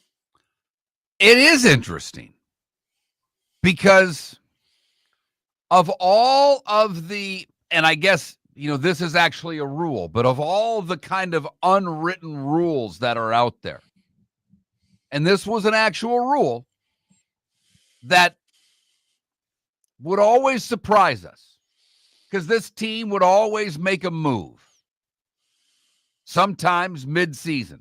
Mm-hmm. And a player would come to this team and their appearance would change immediately. Overnight. Yep. This is the running joke in the industry. You got traded to the Yankees? Well, you're going to have to shave. You're going to have to shave. No more. Well, you may just have to trim it. It's got to look good. Like you can have a beard, but you can't look like Letterman. That's kind of how I read it. You got to, tighten it up. A well-groomed beard. Statement from Yankees managing partner Hal Steinbrenner goes into a lot of things, but says we will be amending our expectations to allow our players and uniform personnel to have well-groomed beards moving forward. Basically saying the time has come. This goes back to his old man. Bought the Yankees. He was not a fan of facial hair. And remember, he bought the Yankees in the early 70s? 74, I think, something like that. Might have been a year young or two earlier, but yeah. And with the big fros and lots of facial hair and long hair. And George was like, no. Not on my team. No. No, I mean, maybe sideburns, that seems to be a thing these days, but no. And people fell in line. Now, I will say some of the guys in the 70s still had their fros were pretty big. I mean, getting Oscar Gamble, pictures of Oscar Gamble with a Yankees hat on are pretty comical. Yeah, go look at, I believe, the 1977 Oscar Gamble card. Right. I mean, you're like where it's Fletch 6'5", 6'9" with the afro and then a hat on it. But that's not facial hair. Right. That wasn't breaking the old man's rules. It's the appropriate time to move beyond the familiar comfort of our former policy. Now, I got to admit, they just went out and got Devin Williams, closer for the Brewers. He's going to be the back-end guy for the Yankees. Devin had a beard. He's had it for a long time. Well, he had to be at spring training like last week. Right. They didn't announce it before spring training, David. They announced it after spring training. It started before their first spring training game. So guess what Devin Williams did? I bet you he shaved. You're damn right he shaved. He had to. So let me get this straight. I've been wearing this sucker for how many years? And you wake up and have this epiphany after all of us shave to come to spring training? You blankety blank. I mean, don't you think that's kind of like the person you're waiting, and this person's in the right-hand lane and they're coming at you, and literally 1 second beforehand, they put the blinker on that they're going to turn, and then they turn, and you're like, son of a... I mean, isn't that basically what Steinbrenner just did here? He put his blinker on at the last possible second. He cut you off, threw the blinker on, and turned. Yeah. and you're left there at the stop sign or what have you going, are you serious? But, all right. Yankees getting with the program.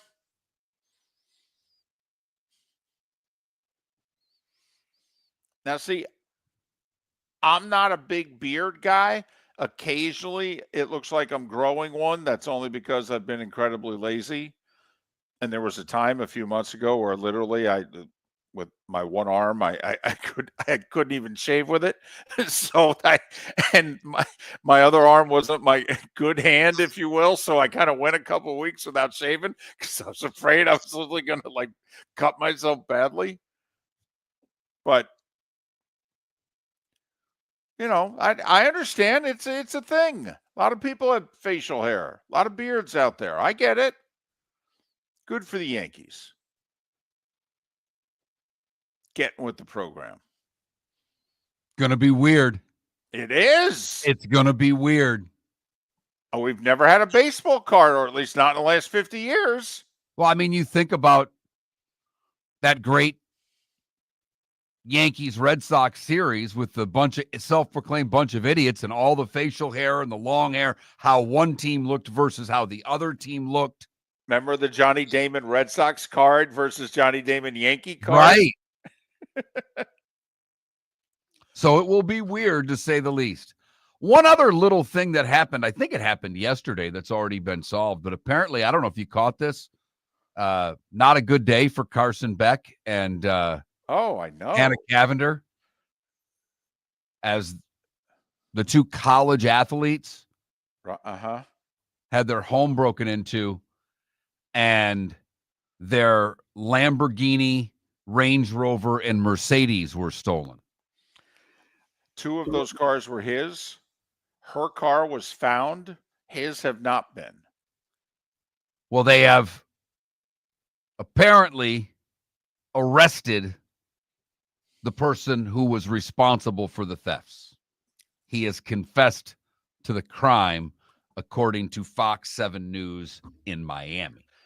This is actually a real problem now in the sports world where the athletes are being targeted because people know when they're not going to be at home. And athletes have had to spend a lot of money here on home security and personal security. And leagues, multiple leagues, have sent out warnings and advisories to their players going, yeah, this is a real thing. You guys need to be careful. No doubt, David. There's no doubt, and you're right, it is a problem. I'm curious, though, when you were at the University of Scranton and you were either going to your job at the television station or at the bar to pour drinks, did you normally take the Lamborghini or did you take the Range Rover? I took the 73 Ford Maverick that had a stop sign as a floorboard on the driver's side, and whose roof was literally peeling off section by section, and I was having to use the electrical tape to tape up the holes that were forming to try to keep the car dry. So that's what would have been stolen, Mark, from me. Well, the good news is there was never a chance of anyone stealing that. You could have left the keys in it and it running. Yes. And no one would have taken that car. Right. But yeah, it's a little different nowadays. You know, you can make money as an influencer or you can just make money as a college athlete. And yeah, Carson Beck and the Cavender twins, they're doing well for themselves. They are. Yep. They are. We'll see how Carson Beck does for the University of Miami's football team next year. Well, his bank account will do well. Well, there's no doubt there. Yeah. I mean, a minimum $250,000 a game. I mean, even Mario Cristobal will make him treat for a meal or two. Gentlemen, as your wife mentioned getting new flooring, but you don't want to go through the hassle, well, go see the Floor Meisters in Naples next to Costco. They understand your time and money are important, so they'll make it as painless as possible. With a huge in-stock selection of carpet and Cortec, they can get you the floor your wife's been asking for. They carry wood, vinyl, carpet, and tile. If you do it yourself, no problem. They can handle that as well. So go see TJ at the Floor Meisters and tell them, just keeping it real. American Paint Supplies, for nearly 30 years, is your one-stop shop for all your coating needs. If you are a designer, a contractor, a professional painter, or a weekend warrior, American Paint Supplies is the place where experts go to get expert solutions. At 6100 Shirley Street in Naples off of Pine Ridge, American Paint Supplies delivers the best solutions with the best products with the best support. Meet Gene and his team today at American Paint Supplies. Call 239-566-2700. That's 566-2700 or online at AmericanPaintSupplies.net. For over 50 years, the Nolan family has been dedicated to protecting local families. Nolan Family Insurance is a second-generation independent agency that specializes in home, flood, auto, and boat insurance. They take the time needed to explain your coverage options and answer your questions so you can make an informed decision that's right for you. If you're looking for an agency that treats you like family, call 941-639-1122 or go to NolanAgency.com. That's 941-639-1122 or NolanAgency.com. Do you have a sleep problem but don't want to wear a CPAP mask? This is Mark Miller for Sleep Treatment Direct. The mask wasn't working for me, and I didn't think I had an alternative. I do. We all do. They have such simple alternatives with greater success than the mask. Visit SleepTreatmentDirect.com. That's SleepTreatmentDirect.com. And if you are like me and your CPAP machine isn't working for you, it's time for a change. Call 239-444-1741. That's 239-444-1741. Sleep Treatment Direct. Sleep safe and sound. This is Miller and Moulton.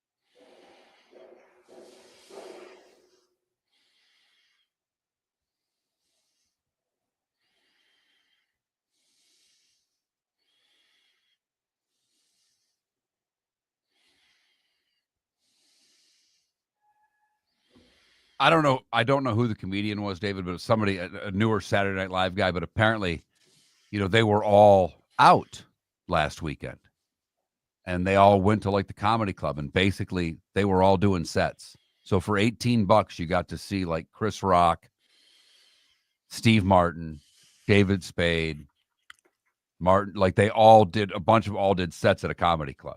Oh my God. Right?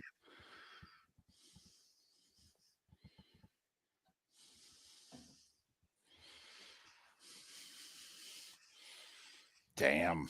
Yeah.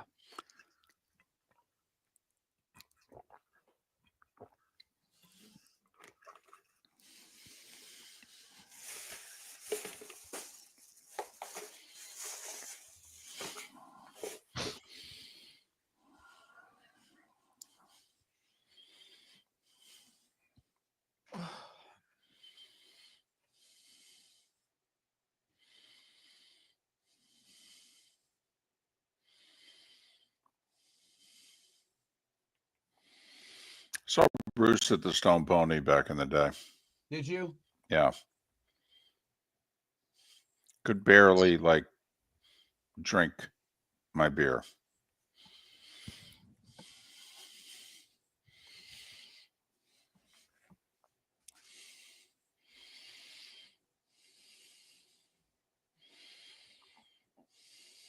Yeah, I had a friend that I worked with in Atlanta that saw REM play the 40 watt when they were big.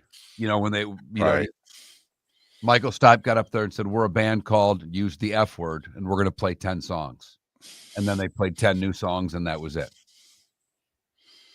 Golly. Like I saw the Black Crowes at a club with about 1,500 people. Saw one. I got there late because I had a hockey game, but I saw them do Remedy when they were at their height in a club, and that's the coolest song I've ever seen in concert because of the venue. That's cool.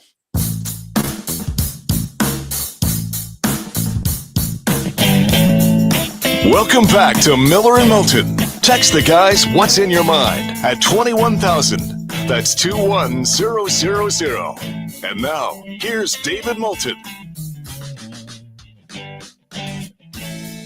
22 minutes till the top of the hour. Miller and Moulton. MillerandMoulton.com. Miller_Moulton on X. Our Swamp Buggy Races poll question. We've been calling today a Frosty Friday because it just hit 40 here in Jacksonville, and it is in the 50s in Southwest Florida. Yeah, we still haven't even hit 60 yet. Holy cow. Right. Turn the heat on in the car on the way home.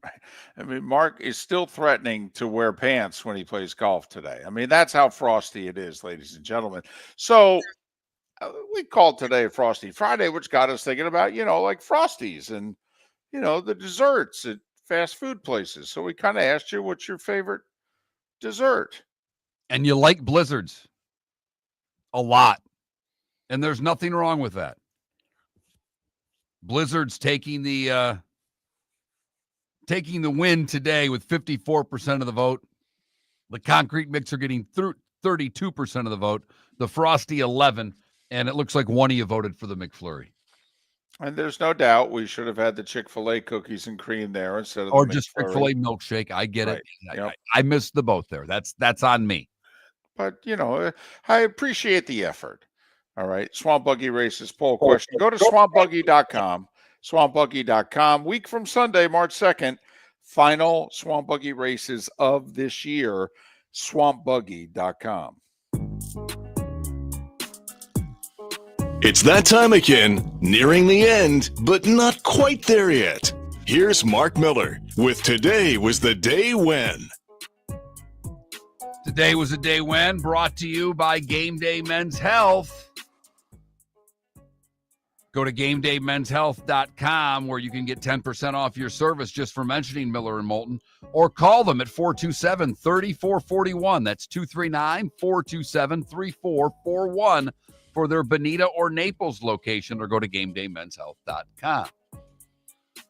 1848, Karl Marx publishes the Communist Manifesto. Did you ever read it? No. I had to for an assignment. Real page turner. Yeah, I can imagine. Oh, yeah. 1931, Alka-Seltzer is introduced.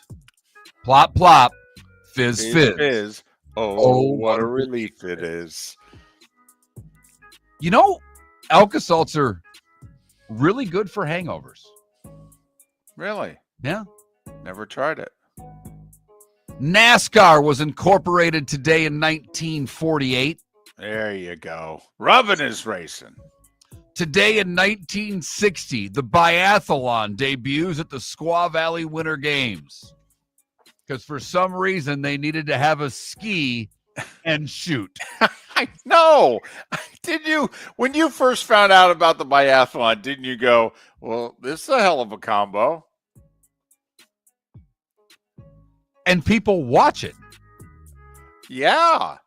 I'm always intrigued by, well, they're a really good skier, but, a little weak on the shooting and vice versa. It's like, well, there's only two parts of this event. Don't you need to be like really good at both? One would think. Today in 1965, Malcolm X was assassinated in New York City. 1970, the Jackson 5 make their TV debut on American Bandstand. 1972, Nixon becomes the first U.S. president to visit China. Was a BFD. Yeah, it was. Today in 1980, Eric Heiden would win his fourth of his fifth of 5 gold medals in his sweep of the events at Lake Placid. Today in 2000, to tell you how big David Letterman was to musicians, the Foo Fighters cut a tour in South America short so that they could come back and play Everlong for Letterman on his first show back from heart surgery. Letterman got into the song while he was recovering, asked Paul if they could get the band, and the band said, hell yeah. We'll cancel a tour and come back and play one song for you. And today in 2016, Denny Hamlin wins the closest 500 in race history, beating Martin Truex Jr. by just 1/100th of a second. Dr. Jack Ramsey and actor Alan Rickman would have celebrated birthdays today. Bob Ryan is 79. Kelsey Grammer is 70. Alan Trammell, 67. Actress Jennifer Love Hewitt is 46. And Braylon Edwards is 42. What did I miss, David? He died recently, but Dick Button won his second Olympic figure skating gold on this day in 52. Mark, once again, Springsteen and many other tremendous artists have never had a number one hit. Dolly Parton cements her crossover status as 9 to 5 hits number one on this day in 1981. It's a catchy tune. It is. It's got an upbeat, It's I like something snappy, something peppy. Right? Write another song about the river, Bruce, and depress us again. The river, it's a great song, but It is, but you it's want to curl up in the fetal position and cry by the end of the 4 minutes. You want to jump into the river with the inability to swim. You do. You do. It's a little dark. Yep. Mm-hmm. Time to see life a little bit differently. Here's Mark Miller with the good, the bad, and the ugly. What you got, Mark? I'll say it again, by the way. She keeps turning presidents down. Okay. You got to give her the Presidential Medal of Freedom, Dolly Parton. I'm very serious about this. Okay. First off, her career, what she has done, the millions she has raised for charitable causes, her fight against literacy. Honestly, just give it to her. She doesn't want to show up for the event. She doesn't want to show it up. Just give it to her. I struggled to find a good today, and this good is a little while in the past, but the story just popped out today. A Michigan man was feeling it. Lions were playing the Commanders. He stopped and bought a scratch-off. Well, the game did not go the way he expected it to. But he won $500,000 on the scratcher and says it helped ease the burden took some of the sting away from the Lions' loss. Good for you. For the bad, we go to Bonita Springs, where Edward Diaz was asleep on a woman's couch. The female invited two men over to help with a renovation project while Eddie was sleeping. Eddie woke up and became very upset that the men were there. In fact, he punched one of the men before grabbing a skillet and swinging it at the woman. Police were called. Diaz was taken into custody and arrested on a charge of aggravated assault. A little jealous, dude? And finally, the ugly. We go to the Isle of Capri. David, we've never gone to the Isle of Capri. I mean, you've got the island gypsy on the damn island. That's the only thing you have there. You got some houses. You got one little nice restaurant that sits on the water. Great food, great location, great spot. So what happened? Michael Cochran got a little upset. He was arrested Wednesday after vandalizing multiple vehicles parked near a restaurant. It does not say one restaurant. My guess is it is the Island Gypsy because there's not much on the Isle of Capri. Apparently, this investigation began earlier in February when victims began finding petroleum jelly on their vehicles and discovering that their tires have been punctured. The man was upset, saying that people were parking on his property and was then taking their door handles and doors and dousing them in Vaseline and puncturing the tires of the cars. The 77-year-old said he was walking around outside killing cane toads, and that's why he had the object in his hand that he was puncturing tires with, doing a little frog gigging. That, David, is the good, the bad, and the ugly, brought to you by the Cape Coral Police Department. Go to capecops.com. $10,000 sign-on bonus for new officers. Other jobs available. All information at capecops.com. I don't believe the game is being televised anywhere. I don't even think Yes Network is televising it back to New York, but the first spring training game of Florida is happening today, Mark, in about 3 hours. The Yankees are, I believe, hosting the Rays. I believe this is the first chance for the Rays to see their new digs because they spent money on the clubhouse for the Rays. And, to try to make them nicer, obviously. It's a Florida State League stadium, but the Yankees have, they make the clubhouse that the Yankees use, that the Tampa Yankees then, I believe, get to use. It's really nice, but it wasn't up to the same standards on the other side. They pumped some money into it. And so anyway, the Rays get to play in and see their new digs of what's going to be their home this year, Steinbrenner Field. But not the clubhouse, because it's still the Yankees clubhouse until spring training ends, and that's when the Rays can move in.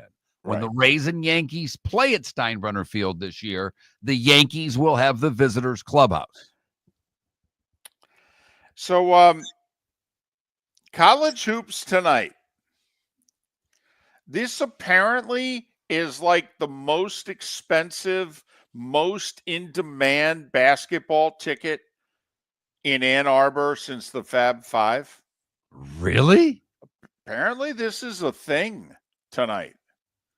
I mean, it is Michigan State, 8 o'clock, Big Fox. The winner is really good chance going to be the 1 seed in the Big Ten tournament.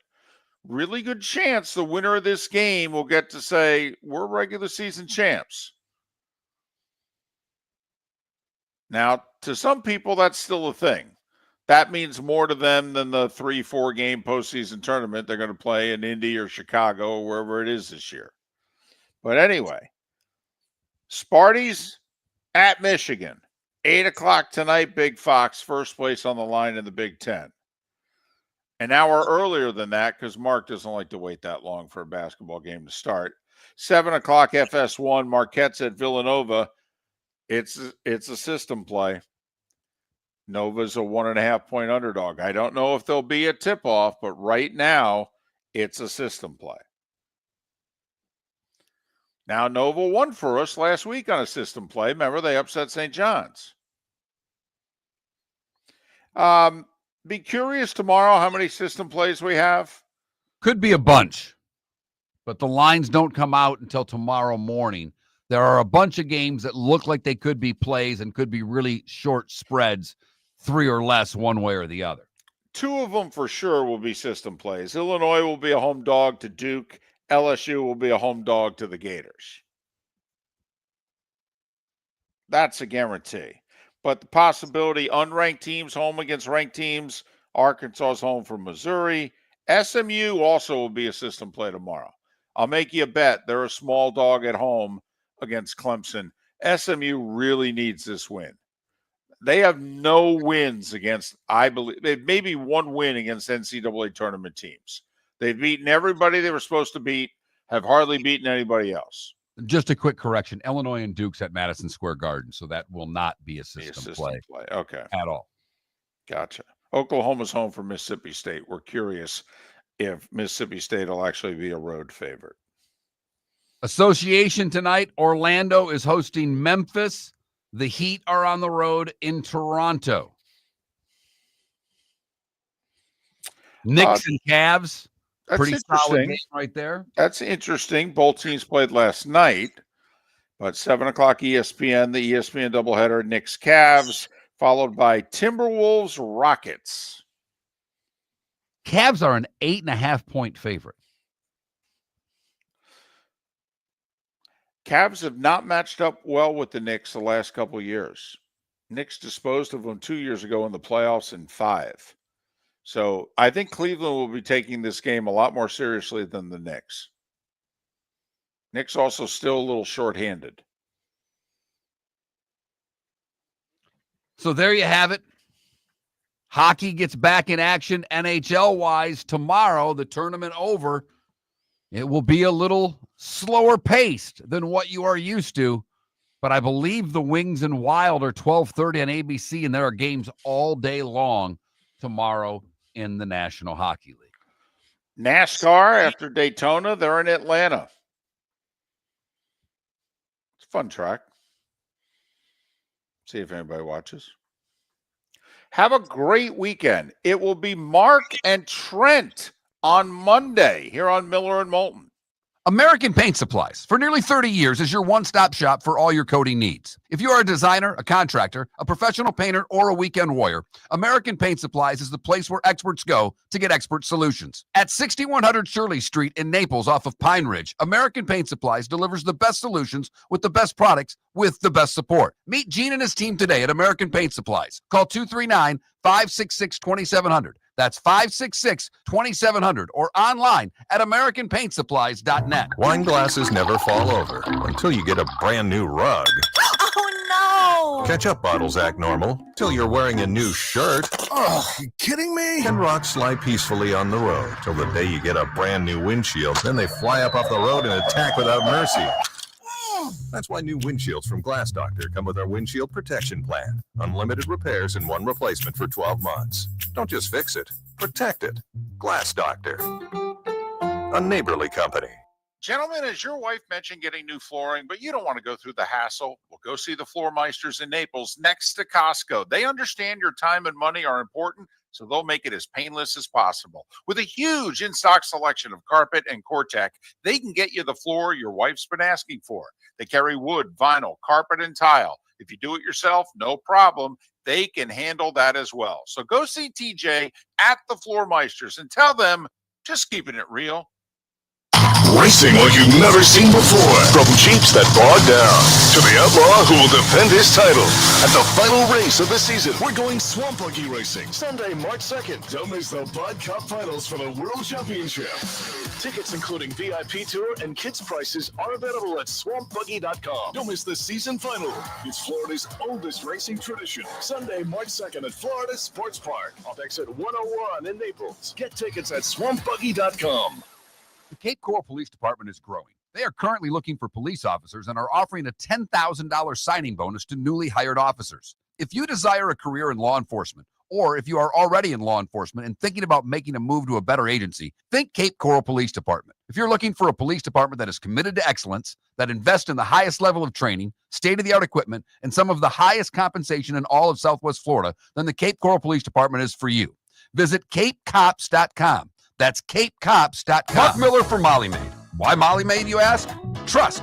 Moulton was a customer for 15 years. Affordability. Didn't I just say Moulton was a customer for 15 years? Worry-free services. Our professional house cleaners are fully insured and a 24-hour warranty. Call Molly Maids today at 239-774-5839. That's 239-774-5839 or online at mollymaid.com/FTMYERS. That's mollymaid.com/FTMYERS. This is Miller and Moulton